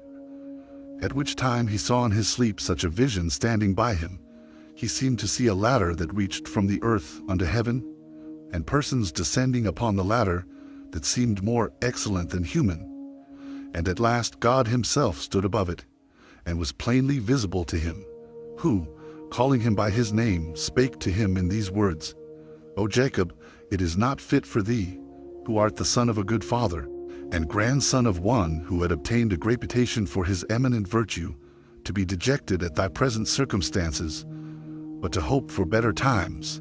For thou shalt have great abundance of all good things by my assistance, for I brought Abraham hither out of Mesopotamia, when he was driven away by his kinsmen, and I made thy father a happy man. Nor will I bestow a lesser degree of happiness on thyself. Be of good courage, therefore, and under my conduct proceed on this thy journey, for the marriage thou goest so zealously about shall be consummated. And thou shalt have children of good characters, but their multitude shall be innumerable, and they shall leave what they have to a still more numerous posterity, to whom, and to whose posterity, I give the dominion of all the land, and their posterity shall fill the entire earth and sea, so far as the sun beholds them. But do not thou fear any danger, nor be afraid of the many labors thou must undergo, for by my providence I will direct thee what thou art to do in the time present, and still much more in the time to come. Such were the predictions which God made to Jacob, whereupon he became very joyful at what he had seen and heard, and he poured oil on the stones, because on them the prediction of such great benefits was made. He also vowed a vow that he would offer sacrifices upon, if he lived and returned safe, and if he came again in such a condition he would give the tithe of what he had gotten to God. He also judged the place to be honorable, and gave it the name of Bethel, which in the Greek is interpreted, the house of God. So he proceeded on his journey to Mesopotamia, and at length came to Haran, and meeting with shepherds in the suburbs, with boys grown up, and maidens sitting about a certain well, he stayed with them, as wanting water to drink. And beginning to discourse with them, he asked them whether they knew such a one as Laban, and whether he was still alive. Now they all said they knew him, for he was not so inconsiderable a person as to be unknown to any of them, and that his daughter fed her father's flock together with them, and that indeed they wondered that she was not yet come. For by her means thou mightest learn more exactly whatever thou desirest to know about that family. While they were saying this, the damsel came, and the other shepherds that came down along with her. Then they showed her Jacob, and told her that he was a stranger, who came to inquire about her father's affairs. But she, as pleased, after the custom of children, with Jacob's coming, asked him who he was, and whence he came to them, and what it was he lacked that he came thither. She also wished it might be in their power to supply the wants he came about. But Jacob was quite overcome, not so much by their kindred, nor by that affection which might arise thence, as by his love to the damsel, and his surprise at her beauty, which was so flourishing as few of the women of that age could vie with. He said then, There is a relation between thee and me, elder than either thy or my birth, if thou be the daughter of Laban, for Abraham was the son of Terah, as well as Haran and Nahor, of the last of whom Nahor Bethuel, thy grandfather, was the son. Isaac my father was the son of Abraham and of Sarah, who was the daughter of Haran. But there is a nearer and later cement of mutual kindred which we bear to one another. For my mother Rebekah was sister to Laban thy father, both by the same father and mother. I therefore and thou are cousin germans, and I am now come to salute you, and to renew that affinity which is proper between us. Upon this the damsel, at the mention of Rebekah, as usually happens to young persons, wept, and that out of the kindness she had for her father, and embraced Jacob, she having learned an account of Rebekah from her father, and knew that her parents loved to hear her named.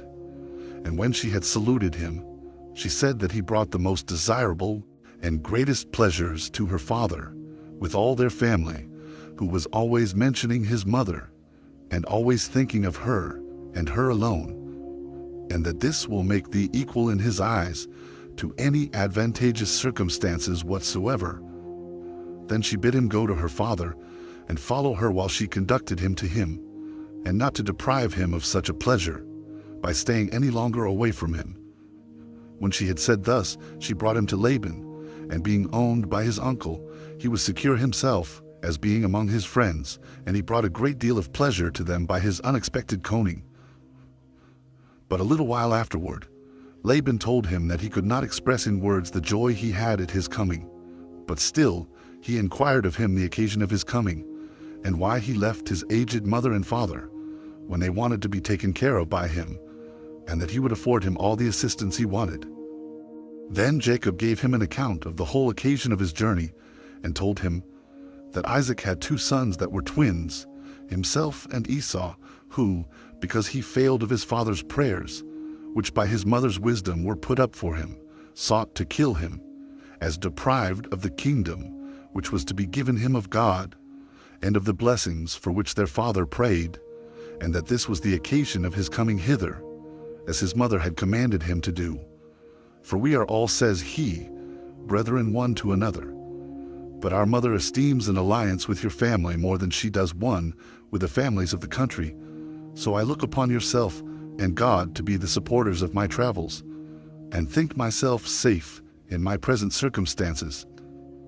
Now Laban promised to treat him with great humanity, both on account of his ancestors, and particularly for the sake of his mother, towards whom, he said, he would show his kindness, even though she were absent, by taking care of him.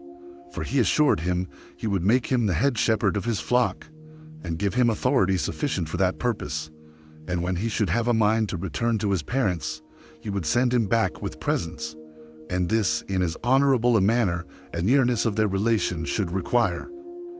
This Jacob heard gladly, and said he would willingly, and with pleasure, undergo any sort of pains while he tarried with him, but desired Rachel to wife, as the reward of those pains, who was not only on other accounts esteemed by him, but also because she was the means of his coming to him, for he said he was forced by the love of the damsel to make this proposal. Laban was well pleased with this agreement, and consented to give the damsel to him, as not desirous to meet with any better son-in-law, and said he would do this, if he would stay with him some time, for he was not willing to send his daughter to be among the Canaanites, for he repented of the alliance he had made already by marrying his sister there. And when Jacob had given his consent to this, he agreed to stay 7 years. For so many years he had resolved to serve his father-in-law, that having given a specimen of his virtue, it might be better known what sort of a man he was. And Jacob, accepting of his terms, after the time was over, he made the wedding feast. And when it was night, without Jacob's perceiving it, he put his other daughter into bed to him, who was both elder than Rachel, and of no comely countenance. Jacob lay with her that night, as being both in drink and in the dark. However, when it was day, he knew what had been done to him, and he reproached Laban for his unfair proceeding with him, who asked pardon for that necessity which forced him to do what he did. For he did not give him Leah out of any ill design, but is overcome by another greater necessity, that, notwithstanding this, nothing should hinder him from marrying Rachel, but that when he had served another 7 years, he would give him her, whom he loved. Jacob submitted to this condition, for his love to the damsel did not permit him to do otherwise. And when another 7 years were gone, he took Rachel to wife. Now each of these had handmaids, by their father's donation. Zilpah was handmaid to Leah, and Bilhah to Rachel, by no means slaves, but however subject to their mistresses.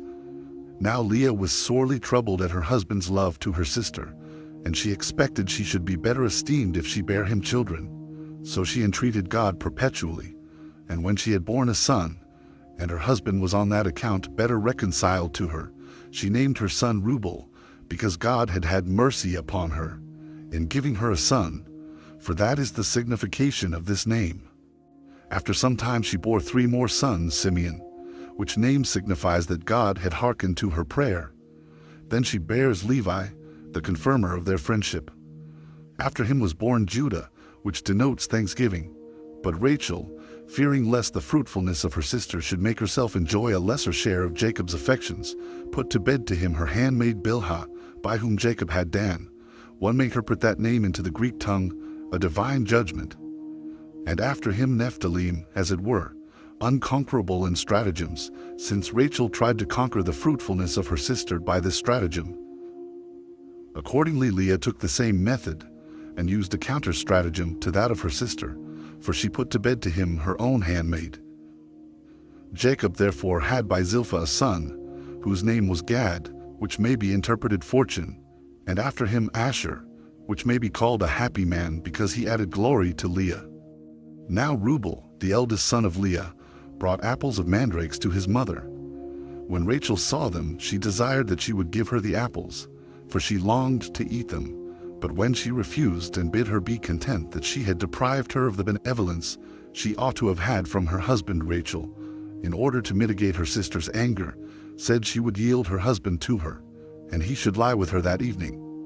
She accepted of the favor, and Jacob slept with Leah by the favor of Rachel. She bore then these sons, Issachar, denoting one born by hire, and Zabulon, one born as a pledge of benevolence towards her, and a daughter Dinah. After some time Rachel had a son, named Joseph, which signified there should be another added to him. Now Jacob fed the flocks of Laban his father-in-law all this time, being 20 years, after which he desired leave of his father-in-law to take his wives and go home. But when his father-in-law would not give him leave, he contrived to do it secretly. He made trial therefore of the disposition of his wives, what they thought of this journey, when they appeared glad and approved of it. Rachel took along with her the images of the gods, which according to their laws, they used to worship in their own country, and ran away together with her sister. The children also of them both, and the handmaids, and what possessions they had, went along with them. Jacob also drove away half the cattle, without letting Laban know of it beforehand. But the reason why Rachel took the images of the gods, although Jacob had taught her to despise such worship of those gods, was this, that in case they were pursued and taken by her father, she might have recourse to these images in order to obtain his pardon. But Laban, after 1 day's time, being acquainted with Jacob's and his daughter's departure, was much troubled, and pursued after them, leading a band of men with him, and on the 7th day overtook them, and found them resting on a certain hill, And then indeed he did not meddle with them, for it was eventide. But God stood by him in a dream, and warned him to receive his son-in-law and his daughters in a peaceable manner, and not to venture upon anything rashly, or in wrath too, but to make a league with Jacob. And he told him that if he despised their small number, attacked them in a hostile manner, he would assist them. When Laban had been thus forewarned by God, he called Jacob to him the next day, in order to treat with him, and showed him what dream he had, in dependence, whereupon he came confidently to him, and began to accuse him, alleging that he had entertained him when he was poor, and in want of all things, and had given him plenty of all things which he had. For, said he, I have joined my daughters to thee in marriage, and suppose that thy kindness to me be greater than before. But thou hast had no regard to either thy mother's relations to me, nor to the affinity now newly contracted between us, nor to those wives whom thou hast married, nor to those children, of whom I am the grandfather. Thou hast treated me as an enemy, driving away my cattle, and by persuading my daughters to run away from their father, and by carrying home those sacred paternal images which were worshipped by my forefathers, and have been honored with the like worship which they paid them by myself. In short, thou hast done this whilst thou art my kinsman, and my sister's son, and the husband of my daughters, and was hospitably treated by me, and didst eat at my table. When Laban had said this, Jacob made his defense, that he was not the only person in whom God had implanted the love of his native country, but that he had made it natural to all men, and that therefore it was but reasonable that after so long time he should go back to it. But as to the prey, of whose driving away thou accusest me, if any other person were the arbitrator, thou wouldst be found in the wrong. For instead of those thanks I ought to have had from thee, for both keeping thy cattle and increasing them. How is it that thou art unjustly angry at me because I have taken, and have with me, a small portion of them? But then, as to thy daughters, take notice, that it is not through any evil practices of mine that they follow me in my return home, but from that just affection which wives naturally have to their husbands. They follow therefore not so properly myself as their own children. And thus far of his apology was made, in order to clear himself of having acted unjustly, to which he added his own complaint and accusation of Laban, saying, While I was thy sister's son, and thou hadst given me thy daughters in marriage, thou hast worn me out with thy harsh commands, and detained me 20 years under them. That indeed which was required in order to my marrying thy daughters, hard as it was, I own to have been tolerable. But as to those that were put upon me after those marriages, they were worse, and such indeed as an enemy would have avoided. For certainly Laban had used Jacob very ill. For when he saw that God was assisting to Jacob in all that he desired, he promised him that of the young cattle which should be born, he should have sometimes what was of a white color, and sometimes what should be of a black color. But when those that came to Jacob's share proved numerous, he did not keep his faith with him, but said he would give them to him the next year, because of his envying him the multitude of his possessions. He promised him as before, because he thought such an increase was not to be expected, but when it appeared to be fact, he deceived him. But then, as to the sacred images, he bid him search for them. And when Laban accepted of the offer, Rachel, being informed of it, put those images into that camel's saddle on which she rode, and sat upon it, and said that her natural purgation hindered her rising up.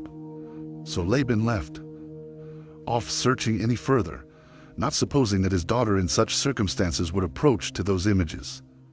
So he made a league with Jacob, and bounded by oaths, that he would not bear him any malice on account of what had happened.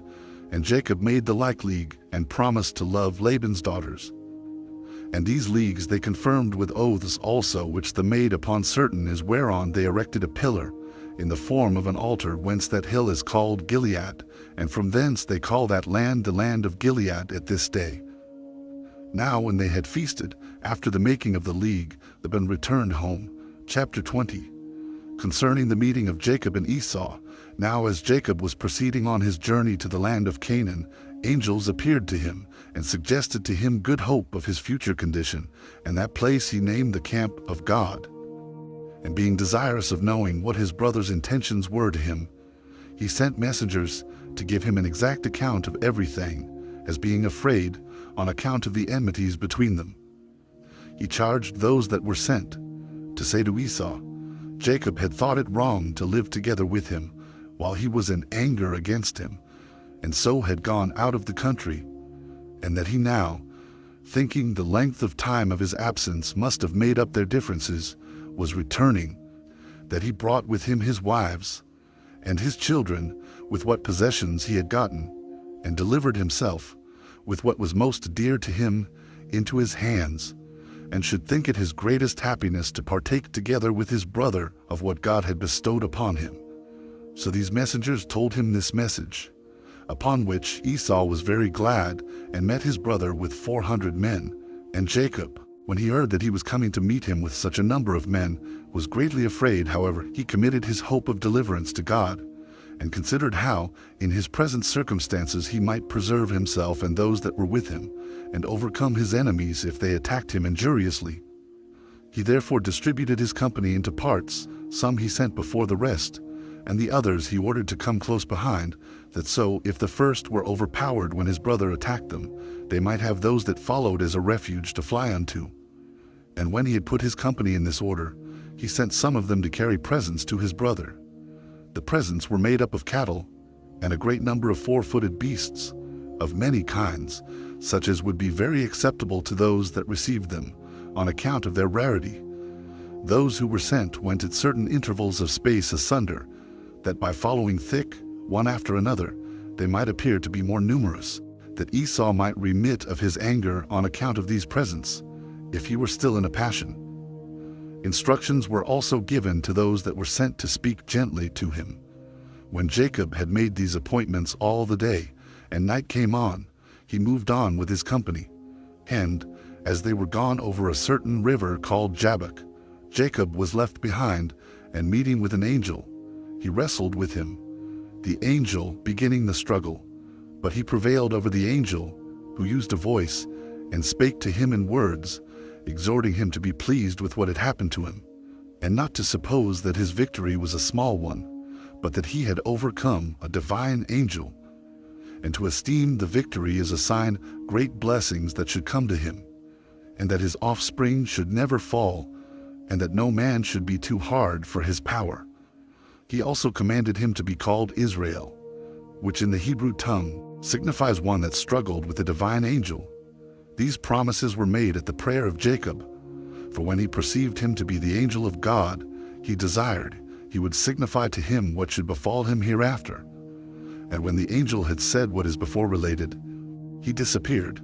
But Jacob was pleased with these things, and named the place Phanuel, which signifies the face of God. Now when he felt pain by this struggling upon his broad sinew, he abstained from eating that sinew himself afterward, and for his sake it is still not eaten by us. When Jacob understood that his brother was near, he ordered his wives to go before, each by herself, with the handmaids, that they might see the actions of the men as they were fighting, if Esau were so disposed. He then went up to his brother Esau, and bowed down to him, who had no evil design upon him, but saluted him, and asked him about the company of the children and of the women, and desired, when he had understood all he wanted to know about them, that he would go along with him to their father. But Jacob, pretending that the cattle were weary, Esau returned to Seir, for there was his place of habitation, he having named the place Roughness, from his own hairy roughness. Chapter 21. Concerning the violation of Dinah's chastity. Hereupon Jacob came to the place, till this day called Tents, Succoth, from whence he went to Shechem, which is a city of the Canaanites. Now as the Shechemites were keeping a festival, Dinah, who was the only daughter of Jacob, went into the city to see the finery of the women of that country. But when Shechem, the son of Hamor the king, saw her, he defiled her by violence, and being greatly in love with her, desired of his father that he would procure the damsel to him for a wife, to which desire he condescended, and came to Jacob, desiring him to give leave that his son Shechem might, according to law, marry Dinah. But Jacob, not knowing how to deny the desire of one of such great dignity, and yet not thinking it lawful to marry his daughter to a stranger, entreated him to give him leave to have a consultation about what he desired him to do. So the king went away, in hopes that Jacob would grant him this marriage. But Jacob informed his sons of the defilement of their sister, and of the address of Hamor, and desired them to give their advice what they should do. Upon this, the greatest part said nothing, not knowing what advice to give. But Simeon and Levi, the brethren of the damsel by the same mother, agreed between themselves upon the action following, it being now the time of a festival, when the Shechemites were employed in ease and feasting. They fell upon the watch when they were asleep, and, coming into the city, slew all the males as also the king, and his son with them, but spared the women. And when they had done this without their father's consent, they brought away their sister. Now while Jacob was astonished at the greatness of this act, and was severely blaming his sons for it, God stood by him, and bid him be of good courage, but to purify his tents, and to offer those sacrifices which he had vowed to offer when he went first into Mesopotamia and saw his vision. As he was therefore purifying his followers, he lighted upon the gods of Laban, for he did not before know they were stolen by Rachel, and he hid them in the earth under an oak in Shechem. And departing thence, he offered sacrifice at Bethel, the place where he saw his dream, when he went first into Mesopotamia. And when he was gone thence, and was come over against Ephrata, he there buried Rachel, who died in childbed. She was the only one of Jacob's kindred that had not the honor of burial at Hebron. And when he had mourned for her a great while, he called the son that was born of her Benjamin, because of the sorrow the mother had with him. These are all the children of Jacob, 12 males and 1 female. Of them 8 were legitimate, viz., 6 of Leah and 2 of Rachel, and 4 were of the handmaids, 2 of each, all whose names have been set down already. Chapter 22, How Isaac died, and was buried in Hebron. From thence Jacob came to Hebron, a city situated among the Canaanites, and there it was that Isaac lived, and so they lived together for a little while, for as to Rebekah, Jacob did not find her alive. Isaac also died not long after the coming of his son, and was buried by his sons with his wife in Hebron, where they had a monument belonging to them from their forefathers. Now, Isaac was a man who was beloved of God, and was vouchsafed great instances of providence by God, after Abraham his father, and lived to be exceeding old, for when he had lived virtuously 180 to 5 years, he then died. Book 2, containing the interval of 220 years, from the death of Isaac to the exodus out of Egypt. Chapter 1, How Esau and Jacob, Isaac's sons, divided their habitation, and Esau possessed Idumea and Jacob Canaan. After the death of Isaac, his sons divided their habitations respectively, nor did they retain what they had before. But Esau departed from the city of Hebron, and left it to his brother, and dwelt in Seir, and ruled over Idumea. He called the country by that name from himself, for he was named Adam, which appellation he got on the following occasion. One day returning from the toil of hunting very hungry, it was when he was a child in age, he lighted on his brother when he was getting ready lentile pottage for his dinner, which was of a very red color, on which account he the more earnestly longed for it, and desired him to give him some of it to eat.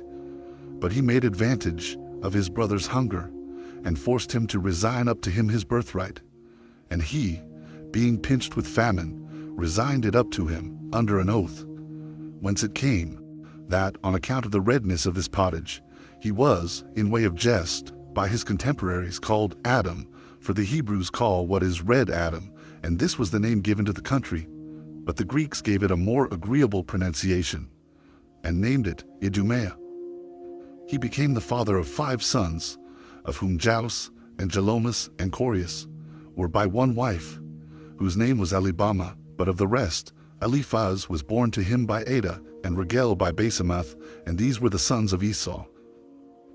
Eliphaz had 5 legitimate sons, Thaman, Omer, Saphus, Gotham, and Kanaz, for Amalek was not legitimate, but by a concubine, whose name was Thamna. These dwelt in that part of Idumea which is called Gebalites, and that denominated from Amalek Alakitis, for Idumea was a large country, and did then preserve the name of the whole, while in its several parts, It kept the names of its peculiar inhabitants. Chapter 2. How Joseph, the youngest of Jacob's sons, was envied by his brethren, when certain dreams had foreshown his future happiness. It happened that Jacob came to such great happiness as rarely any other person had arrived at. He was richer than the rest of the inhabitants of that country, and was at once envied and admired for such virtuous sons, for they were deficient in nothing, but were of great souls, both for laboring with their hands and enduring of toil, and shrewd also in understanding. And God exercised such a providence over him, and such a care of his happiness, as to bring him the greatest blessings, even out of what appeared to be the most awful condition, and to make him the cause of our forefathers' departure out of Egypt, him and his posterity. The occasion was this: when Jacob had his son Joseph, born to him by Rachel, his father loved him above the rest of his sons, both because of the beauty of his body and the virtues of his mind, for he excelled the rest in prudence.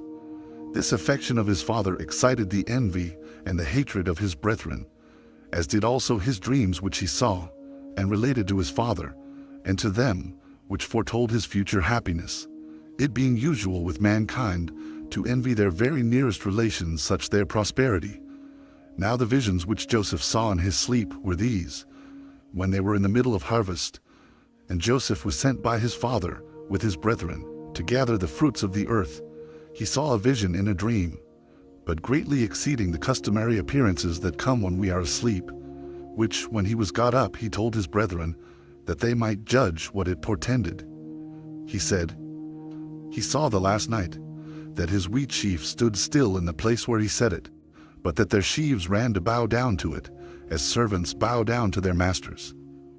But as soon as they perceived the vision foretold that he should obtain power and great wealth, and that his power should be in opposition to them, they gave no interpretation of it to Joseph, as if the dream were not by them understood. But they prayed that no part of what they suspected to be its meaning might come to pass, and they bare a still greater hatred to him on that account. But God, in opposition to their envy, sent a second vision to Joseph, which was much more wonderful than the former, for it seemed to him that the sun took with him the moon, and the rest of the stars, and came down to the earth, and bowed down to him. He told the vision to his father, and that, as suspecting nothing of ill will from his brethren, when they were there also, and desired him to interpret what it should signify. Now Jacob was pleased with the dream, for considering the prediction in his mind, and shrewdly and wisely guessing at its meaning, he rejoiced at the great things thereby signified, because it declared the future happiness of his son, and that, by the blessing of God, the time would come when he should be honored, and thought worthy of worship by his parents and brethren, as guessing that the moon and sun were like his mother and father, the former, as she that gave increase and nourishment to all things, and the latter, he that gave form and other powers to them, and that the stars were like his brethren, since they were 11 in number, as were the stars that received their power from the sun and moon. And thus did Jacob make a judgment of this vision, and that a shrewd one also.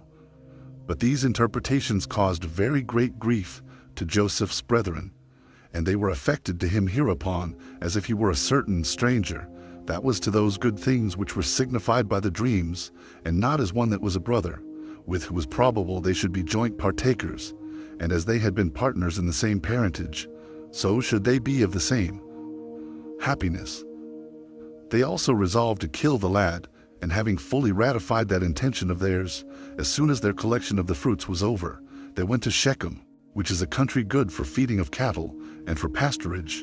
There they fed their flocks, without acquainting their father with their removal thither, whereupon he had melancholy suspicions about them, as being ignorant of his son's condition, and receiving no messenger from the flocks that could inform him of the true state they were in.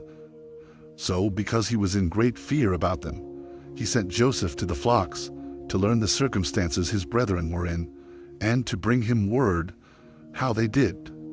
Chapter 3.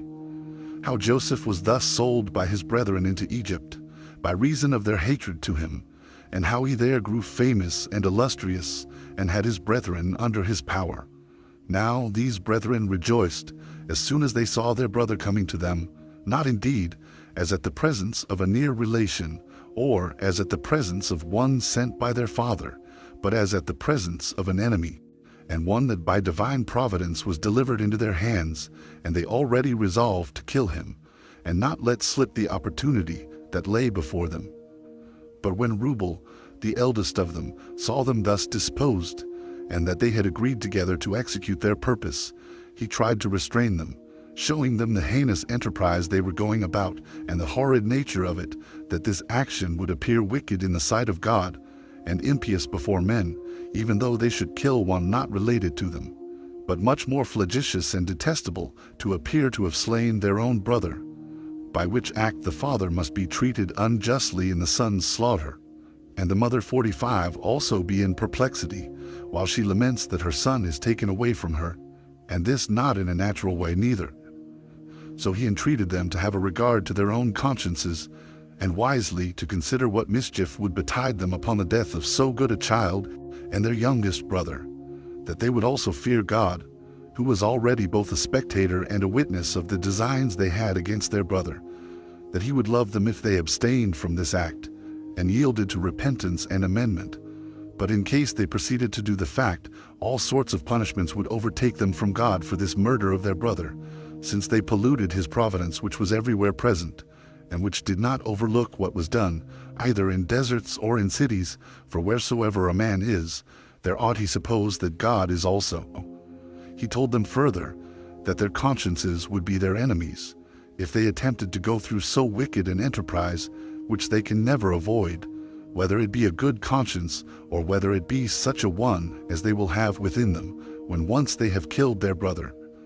He also added this besides to what he had before said, that it was not a righteous thing to kill a brother, though he had injured them, that it is a good thing to forget the actions of such near friends, even in things wherein they might seem to have offended, but that they were going to kill Joseph, who had been guilty of nothing that was ill towards them, in whose case the infirmity of his small age should rather procure him mercy and move them to unite together in the care of his preservation, that the cause of killing him made the act itself much worse, while they determined to take him off out of envy at his future prosperity, an equal share of which they would naturally partake while he enjoyed it, since they were to him not strangers, but the nearest relations, for they might reckon upon what God bestowed upon Joseph as their own, and that it was fit for them to believe that the anger of God would for this cause be more severe upon them if they slew him, who was judged by God to be worthy of that prosperity which was to be hoped for, and while by murdering him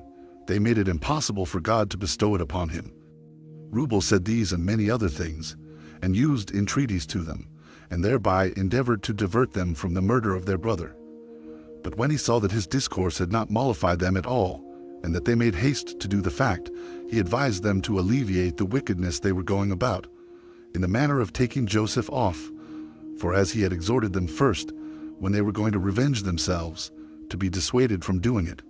So, since the sentence for killing their brother had prevailed, he said that they would not, however, be so grossly guilty if they would be persuaded to follow his present advice, which would include what they were so eager about, but was not so very bad, but in the distress they were in, of a lighter nature. He begged of them therefore not to kill their brother with their own hands, but cast him into the pit that was hard by, and so to let him die, by which they would gain so much, that they would not defile their own hands with his blood. To this the young men readily agreed. So Rubel took the lad and tied him to a cord, and let him down gently into the pit, for it had no water at all in it, who, when he had done this, went his way to seek for such pasturage as was fit for feeding his flocks. But Judas, being one of Jacob's sons also, seeing some Arabians of the posterity of Ismail, carrying spices and Syrian wares out of the land of Gilead to the Egyptians after Rubel was gone, advised his brethren to draw Joseph out of the pit, and sell him to the Arabians, for if he should die among strangers a great way off, they should be freed from this barbarous action. This therefore was resolved on, so they drew Joseph up out of the pit, and sold him to the merchants for 20 pounds. He was now 17 years old. But Rubel, coming in the night time to the pit, resolved to save Joseph, without the privity of his brethren. And when upon his calling to him, he made no answer, He was afraid that they had destroyed him after he was gone, of which he complained to his brethren. But when they had told him what they had done, Reuben left off his mourning. When Joseph's brethren had done thus to him, they considered what they should do to escape the suspicion of their father. Now they had taken away from Joseph the coat which he had on when he came to them at the time they let him down into the pit.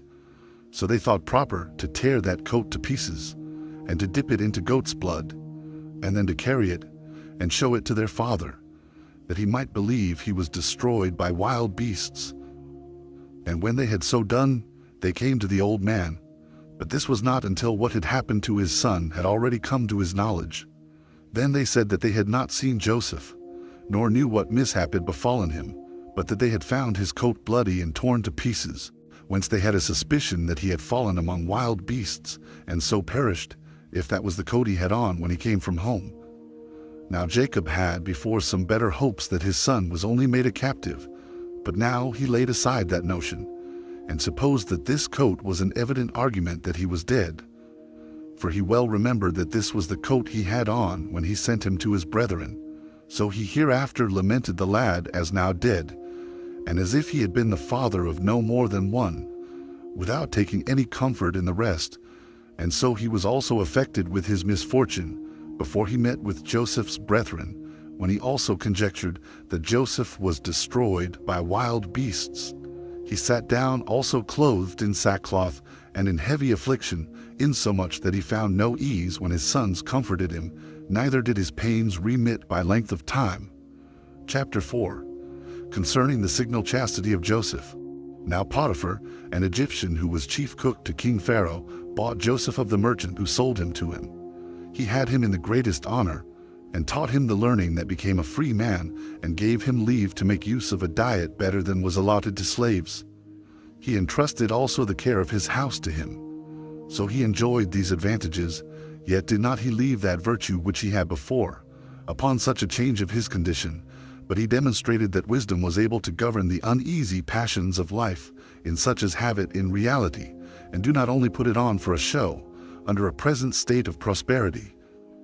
For when his master's wife was fallen in love with him, both on account of his beauty of body, and his dexterous management of affairs, and supposed that if she should make it known to him, she could easily persuade him to come and lie with her, and that he would look upon it as a piece of happy fortune that his mistress should entreat him, as regarding that state of slavery he was in, and not his moral character, which continued after his condition was changed.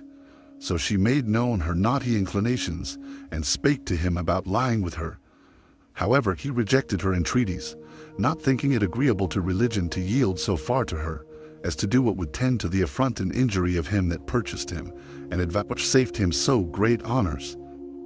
He, on the contrary, exhorted her to govern that passion, and laid before her the impossibility of her obtaining her desires, which he thought might be conquered, if she had no hope of succeeding. And he said that as to himself he would endure anything whatever before he would be persuaded to it. For although it was fit for a slave, as he was, to do nothing contrary to his mistress, he might well be excused in a case where the contradiction was to such sort of commands only. But this opposition of Joseph, when she did not expect it, made her still more violent in her love to him, and as she was sorely beset with this naughty passion, so she resolved to compass her design by a second attempt. When therefore there was a public festival coming on, in which it was the custom for women to come to the public solemnity, she pretended to her husband that she was sick, as contriving an opportunity for solitude and leisure, that she might entreat Joseph again. Which opportunity being obtained, she used more kind words to him than before, and said that it had been good for him to have yielded to her first solicitation, to have given her no repulse, both because of the reverence he ought to bear to her dignity who solicited him, and because of the vehemence of her passion, by which she was forced, though she were his mistress, to condescend beneath her dignity. But that he may now, by taking more prudent advice, wipe off the imputation of his former folly. For whether it were that he expected the repetition of her solicitations she had now made, and that with greater earnestness than before, for that she had pretended sickness on this very account, and had preferred his conversation before the festival and its solemnity, or whether he opposed her former discourses, as not believing she could be in earnest, she now gave him sufficient security, by thus repeating her application, that she meant not in the least by fraud to impose upon him, and assured him that if he complied with her affections, he might expect the enjoyment of the advantages he already had, and if he were submissive to her, he should have still greater advantages, but that he must look for revenge and hatred from her, in case he rejected her desires, and preferred the reputation of chastity before his mistress, for that he would gain nothing by such procedure, because she would then become his accuser, and would falsely pretend to her husband that he had attempted her chastity, and that Potiphar would hearken to her words rather than to his, let his be ever so agreeable to the truth. The woman had said thus, and even with tears in her eyes, neither did pity dissuade Joseph from his chastity, nor did fear compel him to a compliance with her, but he opposed her solicitations, and did not yield to her threatenings, and was afraid to do an ill thing, and chose to undergo the sharpest punishment rather than to enjoy his present advantages, by doing what his own conscience knew would justly deserve that he should die for it. He also put her in mind that she was a married woman, and that she ought to cohabit with her husband only, and desired her to suffer these considerations to have more weight with her than the short pleasure of lustful dalliance, which would bring her to repentance afterwards, would cause trouble to her, and yet would not amend what had been done amiss. He also suggested to her the fear she would be unless they should be caught, and that the advantage of concealment was uncertain, and that only while the wickedness was not known would there be any quiet for them, but that she might have the enjoyment of her husband's company without any danger. And he told her that in the company of her husband she might have great boldness from a good conscience, both before God and before men. Nay, that she would act better like his mistress, and make use of her authority over him better while she persisted in her chastity, than when they were both ashamed for what wickedness they had been guilty of, and that it is much better to a life, well and known to have been so, than upon the hopes of the concealment of evil practices. Joseph, by saying this, and more, tried to restrain the violent passion of the woman, and to reduce her affections within the rules of reason, but she grew more ungovernable and earnest in the matter, and since she despaired of persuading him, she laid her hands upon him, and had a mind to force him. But as soon as Joseph had got away from her anger, leaving also his garment with her, for he left that to her, and leaped out of her chamber, she was greatly afraid lest he should discover her lewdness to her husband, and greatly troubled at the affront he had offered her. So she resolved to be beforehand with him, and to accuse Joseph falsely to Potiphar, and by that means to revenge herself on him for his pride and contempt of her. And she thought it a wise thing in itself, and also becoming a woman, thus to prevent his accusation. Accordingly she sat sorrowful and in confusion, framing herself so hypocritically and angrily that the sorrow, which was really for her being disappointed of her lust, might appear to be for the attempt upon her chastity, so that when her husband came home, and was disturbed at the sight of her, and inquired what was the cause of the disorder she was in, she began to accuse Joseph, and, O husband, said she, mayst thou not live a day longer, if thou dost not punish the wicked slave who has desired to defile thy bed, who has neither minded who he was when he came to our house, so as to behave himself with modesty, nor has he been mindful of what favors he had received from thy bounty, as he must be an ungrateful man indeed, unless he in every respect carry himself in a manner agreeable to us.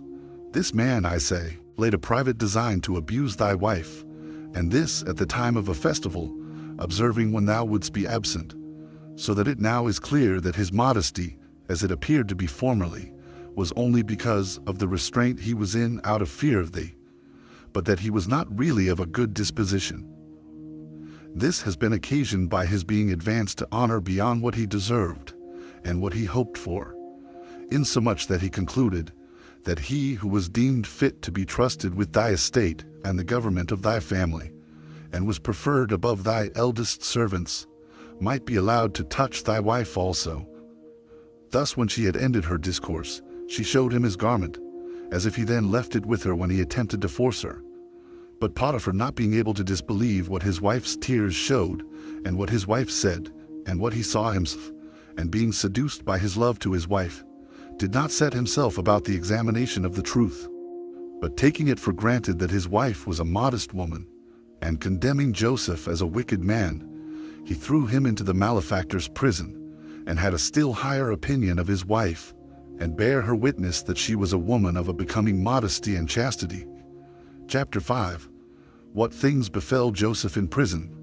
Now Joseph, commending all his affairs to God, did not betake himself to make his defense, nor to give an account of the exact circumstances of the fact, but silently underwent the bonds and the distress he was in, firmly believing that God, who knew the cause of his affliction, and the truth of the fact, would be more powerful than those that inflicted the punishments upon him, a proof of whose providence he quickly received.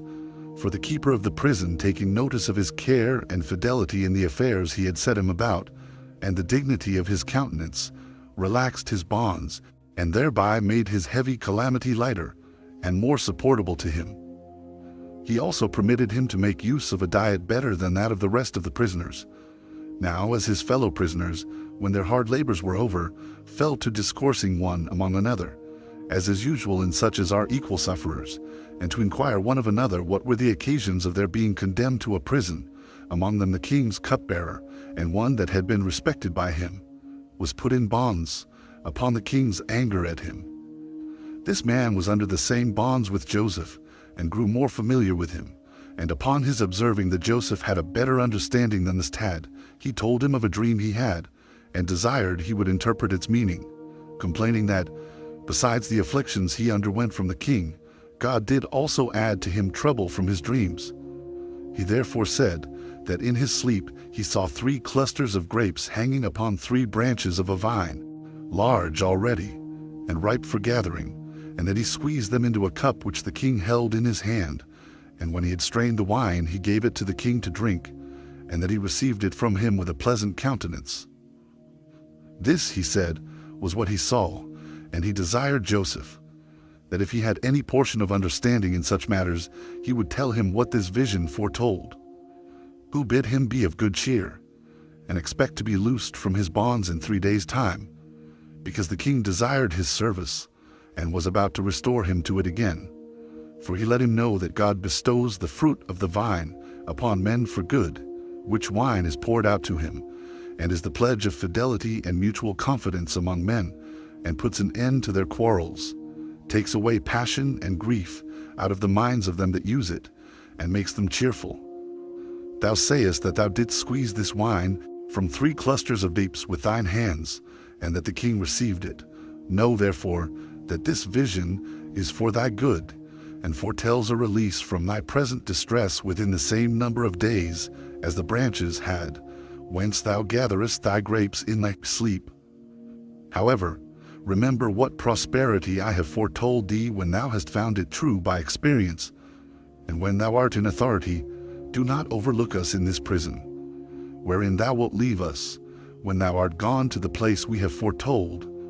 For we are not in prison for any crime, but for the sake of our virtue and sobriety are we condemned to suffer the penalty of malefactors, and because we are not willing to injure him that has thus distressed us, though it were for our own pleasure. The cupbearer, therefore, as was natural to do, rejoiced to hear such an interpretation of his dream, and waited for the completion of what had been thus shown him beforehand. But another servant there was of the king, who had been chief baker, and was now bound in prison with the cupbearer. He also was in good hope, upon Joseph's interpretation of the other's vision, for he had seen a dream also. So he desired that Joseph would tell him what the visions he had seen the night before might mean. They were these that follow. Methought, says he, I carried 3 baskets upon my head, 2 were full of loaves, and the third full of sweetmeats and other eatables, such as are prepared for kings, but that the fowls came flying, and eat them all up, and had no regard to my attempt to drive them away. And he expected a prediction like to that of the cupbearer. But Joseph, considering and reasoning about the dream, said to him that he would willingly be an interpreter of good events to him, and not of such as his dream denounced to him. But he told him that he had only 3 days in all to live, for that the 3 baskets signify that on the 3rd day he should be crucified and devoured by fowls. while he was not able to help himself. Now both these dreams had the same several events that Joseph foretold they should have, and this to both the parties. For on the third day before mentioned, when the king solemnized his birthday, he crucified the chief baker, but set the butler free from his bonds, and restored him to his former ministration. But God freed Joseph from his confinement, after he had endured his bonds 2 years, and had received no assistance from the cupbearer, who did not remember what he had said to him formerly. And God contrived this method of deliverance for him. Pharaoh the can't seen it. His sleep the same evening 2 visions, and after them had the interpretations of them both given him. He had forgotten the latter, but retained the dreams themselves, being therefore troubled at what he had seen, for it seemed to him to be all of a melancholy nature. The next day he called together the wisest men among the Egyptians, desiring to learn from them the interpretation of his dreams. But when they hesitated about them, the king was so much the more disturbed. And now it was that the memory of Joseph and his skill in dreams came into the mind of the king's cupbearer when he saw the confusion that Pharaoh was in. So he came and mentioned Joseph to him, as also the vision he had seen in prison, and how the event proved as he had said, as also that the chief baker was crucified on the very same day, and that this also happened to him according to the interpretation of Joseph. That Joseph himself was laid in bonds by Potiphar, who was his head cook as a slave. But, he said, he was one of the noblest of the stock of the Hebrews, and said further, his father lived in great splendor. If therefore thou wilt send for him, and not despise him on the score of his misfortunes, thou wilt learn what thy dreams signify. So the king commanded that they should bring Joseph into his presence, and those who received the command came, and brought him with them, having taken care of his habit, that it might be decent, as the king had enjoined them to do. But the king took him by the hand, and, O young man, says he, for my servant bears witness that thou art at present the best and most skillful person I can consult with. Vouchsafe me the same favors which thou bestowedst on this servant of mine, and tell me what events they are which the visions of my dreams foreshow. And I desire thee to suppress nothing out of fear, nor to flatter me with lying words, or with what may please me, although the truth should be of a melancholy nature. For it seemed to me that, as I walked by the river, I saw kine fat and very large, 7 in number, going from the river to the marshes, and other kine of the same number like them, met them out of the marshes, exceeding lean and ill-favored, which ate up the fat and the large kine, and yet were no better than before, and not less miserably pinched with famine. After I had seen this vision, I awaked out of my sleep, and being in disorder, and considering with myself what this appearance should be, I fell asleep again, and saw another dream, much more wonderful than the foregoing, which still did more affright and disturb me. I saw 7 ears of corn growing out of one root, having their heads borne down by the weight of the grains, and bending down with the fruit, which was now ripe and fit for reaping. And near these I saw 7 other ears of corn, meager and weak, for want of rain, which fell to eating and consuming those that were fit for reaping, and put me into great astonishment. To which Joseph replied, This dream, said he, O king, although seen under 2 forms, signifies one and the same event of things. For when thou sawest the fat kine, which is an animal made for the plow and for labor, devoured by the worser kine, and the ears of corn eaten up by the smaller ears, they foretell a famine and want of the fruits of the earth for the same number of years, and equal with those when Egypt was in a happy state, and this so far, that the plenteous years will be spent in the same number of years of scarcity, and that scarcity of necessary provisions will be very difficult to be corrected, as a sign whereof the ill-favored kine, when they had devoured the better sort, could not be satisfied. But still God foreshows what is to come upon men, not to grieve them, but that, when they know it beforehand, they may by prudence make the actual experience of what is foretold the more tolerable. If thou therefore carefully dispose of the plentiful crops which will come in the former years, thou wilt procure that the future calamity will not be felt by the Egyptians. Hereupon the king wondered at the discretion and wisdom of Joseph, and asked him by what means he might so dispense the foregoing plentiful crops in the happy years, as to make the miserable crops more tolerable. Joseph then added this his advice, to spare the good crops, and not permit the Egyptians to spend them luxuriously, but to reserve what they would have spent in luxury beyond their necessity against the time of want. He also exhorted him to take the corn of husbandmen, and give them only so much as will be sufficient for their food. Accordingly, Pharaoh, being surprised at Joseph, not only for his interpretation of the dream, but for the counsel he had given him, entrusted him with dispensing the corn, with power to do what he thought would be for the benefit of the people of Egypt, and for the benefit of the king, as believing that he who first discovered this method of acting would prove the best overseer of it. But Joseph, having this power given him by the king, with leave to make use of his seal, and to wear purple, drove in his chariot through all the land of Egypt, and took the corn of the husbandmen, allotting as much to every one as would be sufficient for seed and for food, but without discovering to anyone the reason why he did so. Chapter 6. How Joseph, when he was become famous in Egypt, had his brethren in subjection. Joseph was now grown up to 30 years of age, and enjoyed great honors from the king, who called him Sotham Phanek, out of regard to his prodigious degree of wisdom, for that name denotes the revealer of secrets. He also married a wife of very high quality, for he married the daughter of Petros, one of the priests of Heliopolis. She was a virgin, and her name was Asenath.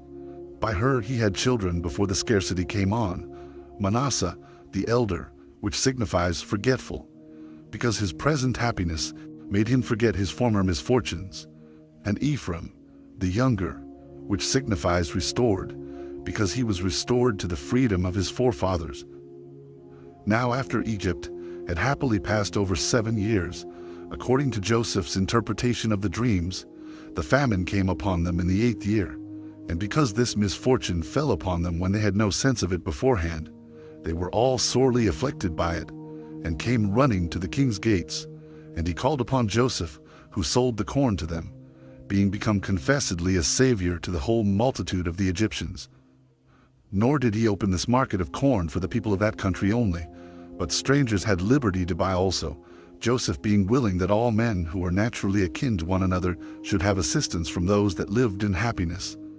Now Jacob also, when he understood that foreigners might come, sent all his sons into Egypt to buy corn, for the land of Canaan was grievously afflicted with the famine, and this great misery touched the whole continent. He only retained Benjamin, who was born to him by Rachel, and was of the same mother with Joseph. These sons of Jacob then came into Egypt, and applied themselves to Joseph, wanting to buy corn, for nothing of this kind was done without his approbation, since even then only was the honor that was paid the king himself advantageous to the persons that paid it, when they took care to honor Joseph also. Now when he well knew his brethren, they thought nothing of him, for he was but a youth when he left them, and was now come to an age so much greater, that the lineaments of his face were changed, and he was not known by them. Besides this, the greatness of the dignity wherein he appeared suffered them not so much as to suspect it was he. He now made trial what sentiments they had about affairs of the greatest consequence, for he refused to sell them corn, and said they were come as spies of the king's affairs, and that they came from several countries, and joined themselves together, and pretended that they were of kin, it not being possible that a private man should breed up so many sons, and those of so great beauty of countenance as they were, such an education of so many children being not easily obtained by kings themselves. Now this he did, in order to discover what concerned his father, and what happened to him after his own departure from him, as desiring to know what was become of Benjamin, his brother, for he was afraid that they had ventured on the like wicked enterprise against him that they had done to himself, and had taken him off also. Now these brethren of his were under distraction and terror, and thought that very great danger hung over them, yet not at all reflecting upon their brother Joseph, and standing firm under the accusations laid against them, they made their defense by Reuben, the eldest of them, who now became their spokesman. "We come not hither," said he, "with any unjust design, nor in order to bring any harm to the king's affairs. We only want to be preserved, as supposing your humanity might be a refuge for us from the miseries which our country labors under. We having heard that you proposed to sell corn, not only to your own countrymen, but to strangers also, and that you determined to allow that corn, in order to preserve all that wanted, but that we are brethren, and of the same common blood, the peculiar lineaments of our faces, and those not so much different from one another, plainly show. Our father's name is Jacob, an Hebrew man, 12 of us for his sons by 4 wives, which 12 of us, while we were all alive, were a happy family. But when one of our brethren, whose name was Joseph, died, our affairs changed for the worse, for our father could not forbear to make a long lamentation for him, and we are in affliction, both by the calamity of the death of our brother and the miserable state of our aged father. We are now, therefore, come to buy corn, having entrusted the care of our father and the provision for our family to Benjamin, our youngest brother. And if thou sendest to our house, thou mayst learn whether we are guilty of the least falsehood in what we say. And thus did Reuben endeavor to persuade Joseph to have a better opinion of them. But when he had learned from them that Jacob was alive, and that his brother was not destroyed by them, he for the present put them in prison, as intending to examine more into their affairs when he should be at leisure. But on the 3rd day he brought them out, and said to them, Since you constantly affirm that you are not come to do any harm to the king's affairs, that you are brethren, and the sons of the Father whom you named, you will satisfy me of the truth of what you say, if you leave one of your company with me, who shall suffer no injury here, and if, when ye have carried corn to your father, you will come to me again, and bring your brother, whom you say you left there, along with you. For this shall be by me esteemed an assurance of the truth of what you have told me. Hereupon they were in greater grief than before. They wept, and perpetually deplored one among another the calamity of Joseph, and said they were fallen into this misery, as a punishment inflicted by God for what evil contrivances they had against him. And Reuben was large in his reproaches of them for their too late repentance, whence no profit arose to Joseph, and earnestly exhorted them to bear with patience whatever they suffered, since it was done by God in way of punishment on his account. Thus they spake to one another, not imagining that Joseph understood their language. But general sadness also seized on them at Reuben's words, and a repentance for what they had done, and they condemned the wickedness they had perpetrated, for which they judged they were justly punished by God. Now when Joseph saw that they were in this distress, he was so affected at it that he fell into tears, and not being willing that they should take notice of him, he retired, and after a while came to them again, and taking Simeon in order to his being a pledge for his brethren's return, he bid them take the corn they had bought, and go their way. He also commanded his steward privily to put the money which they had brought with them for the purchase of corn into their sacks, and to dismiss them therewith, who did what he was commanded to do. Now when Jacob's sons were come into the land of Canaan, they told their father what had happened to them in Egypt, and that they were taken to have come thither as spies upon the king, and how they said they were brethren, and had left their 11th brother with their father, but were not believed, and how they had left Simeon with the governor, until Benjamin should go thither, and be a testimonial of the truth of what they had said. And they begged of their father to fear nothing, but to send the lad along with them. But Jacob was not pleased with anything his sons had done, and he took the detention of Simeon heinously, and thence thought it a foolish thing to give up Benjamin also. Neither did he yield to Reuben's persuasion, though he begged it of him, and gave leave that the grandfather might, in way of requital, kill his own sons in case any harm came to Benjamin in the journey. So they were distressed, and knew not what to do. Nay, there was another accident that still disturbed them more, the money that was found hidden in their sacks of corn. Yet when the corn they had brought failed them, and when the famine still afflicted them, and necessity forced them, Jacob did 51, not still resolved to send Benjamin with his brethren, although there was no returning into Egypt, unless they came with what they had promised. Now the misery growing every day worse, and his sons begging it of him, he had no other course to take in his present circumstances. And Judas, who was of a bold temper on other occasions, spake his mind very freely to him, that it did not become him to be afraid on account of his son, nor to suspect the worst, as he did. For nothing could be done to his son but by the appointment of God, which must also for certain come to pass, though he were at home with him, that he ought not to condemn them to such manifest destruction, nor deprive them of that plenty of food they might have from Pharaoh, by his easable fear about his son Benjamin, but ought to take care of the preservation of Simeon, lest, by attempting to hinder Benjamin's journey, Simeon should perish. He exhorted him to trust God for him, and said he would either bring his son back to him safe, or, together with his, lose his own life. So that Jacob was at length persuaded, and delivered Benjamin to them, with the price of the corn doubled. He also sent presents to Joseph of the fruits of the land of Canaan, balsam and rosin, as also turpentine and honey. Now their father shed many tears at the departure of his sons, as well as themselves.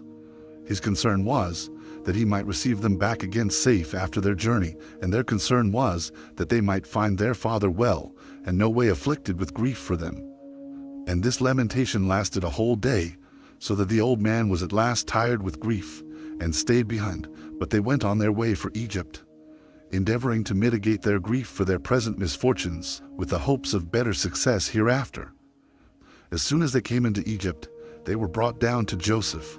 But here no small fear disturbed them, lest they should be accused about the price of the corn, as if they had cheated Joseph.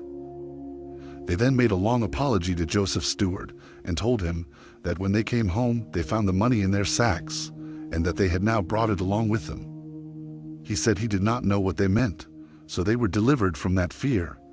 And when he had loosed Simeon, and put him into a handsome habit, he suffered him to be with his brethren, at which time Joseph came from his attendance on the king. So they offered him their presents, and upon his putting the question to them about their father, they answered that they found him well.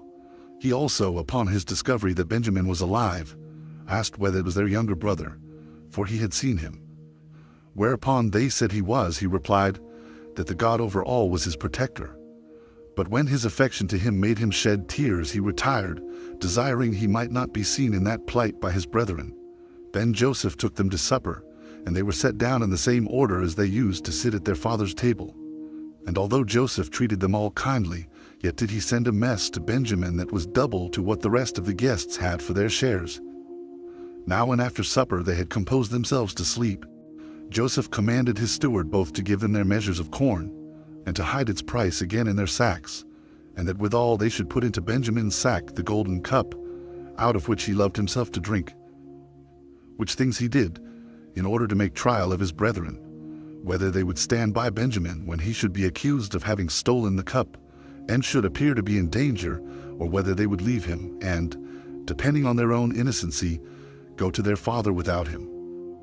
When the servant had done as he was bidden, the sons of Jacob, knowing nothing of all this, went their way, and took Simeon along with them, and had a double cause of joy, both because they had received him again, and because they took back Benjamin to their father as they had promised. But presently a troop of horsemen encompassed them, and brought with them Joseph's servant, who had put the cup into Benjamin's sack. Upon which unexpected attack of the horsemen they were much disturbed, and asked what the reason was that they came thus upon men, who a little before had been by their lord thought worthy of an honorable and hospitable reception. They replied, by calling them wicked wretches, who had forgot that very hospitable and kind treatment which Joseph had given them, and did not scruple to be injurious to him, and to carry off that cup, out of which he had, in so friendly a manner, drank to them, and not regarding their friendship with Joseph, no more than the danger they should be in if they were taken, in comparison of the unjust gain. Hereupon he threatened that they should be punished, for though they had escaped the knowledge of him who was but a servant, yet had they not escaped the knowledge of God, nor had gone off with what they had stolen, and after all, asked why we come upon them, as if they knew nothing of the matter, and he told them that they should immediately know it by their punishment. This, and more of the same nature, did the servant say, in way of reproach to them. But they, being wholly ignorant of anything here that concerned them, laughed at what he said, and wondered at the abusive language which the servant gave them, when he was so hardy as to accuse those who did not before so much as retain a price of their corn, which was found in their sacks, but brought it again, though nobody else knew of any such thing. So far were they from offering any injury to Joseph voluntarily. But still, supposing that a search would be a more sure justification of themselves than their own denial of the fact, they bid him search them, and that if any of them had been guilty of the theft, to punish them all. For being no way conscious to themselves of any crime, they spake with assurance, and, as they thought, without any danger to themselves also. The servants desired there might be a search made, but they said the punishment should extend to him alone who should be found guilty of the theft. So they made the search, and having searched all the rest, they came last of all to Benjamin, as knowing it was Benjamin's sack in which they had hidden the cup, they having indeed searched the rest only for show of accuracy. So the rest were out of fear for themselves, and were now only concerned about Benjamin, but still were well assured that he would also be found innocent, and they reproached those that came after them for their hindering them, while they might, in the meanwhile, have gotten a good way on their journey. But as soon as they had searched Benjamin's sack, they found the cup, and took it from him, and all was changed into mourning and lamentation. They rent their garments, and wept for the punishment which their brother was to undergo for his theft, and for the delusion they had put on their father when they promised they would bring Benjamin safe to him. What added to their misery was that this melancholy accident came unfortunately at a time when they thought they had been gotten off clear. But they confessed that this misfortune of their brother, as well as the grief of their father for him, was owing to themselves, since it was they that forced their father to send him with them, when he was averse to it. The horsemen therefore took Benjamin and brought him to Joseph, his brethren also following him, who, when he saw him in custody and them in the habit of mourners, said, "How came you, vile wretches as you are, to have such a strange notion of my kindness to you, and of God's providence, as impudently to do thus to your benefactor, who in such an hospitable manner had entertained you?" Whereupon they gave up themselves to be punished, in order to save Benjamin, and called to mind what a wicked enterprise they had been guilty of against Joseph. They also pronounced him more happy than themselves, if he were dead, in being freed from the miseries of this life, and if he were alive, that he enjoyed the pleasure of seeing God's vengeance upon them. They said further, that they were the plague of their father, since they should now add to his former affliction for Joseph, this other affliction for Benjamin. Rubel also was large in cutting them upon this occasion. But Joseph dismissed them, for he said,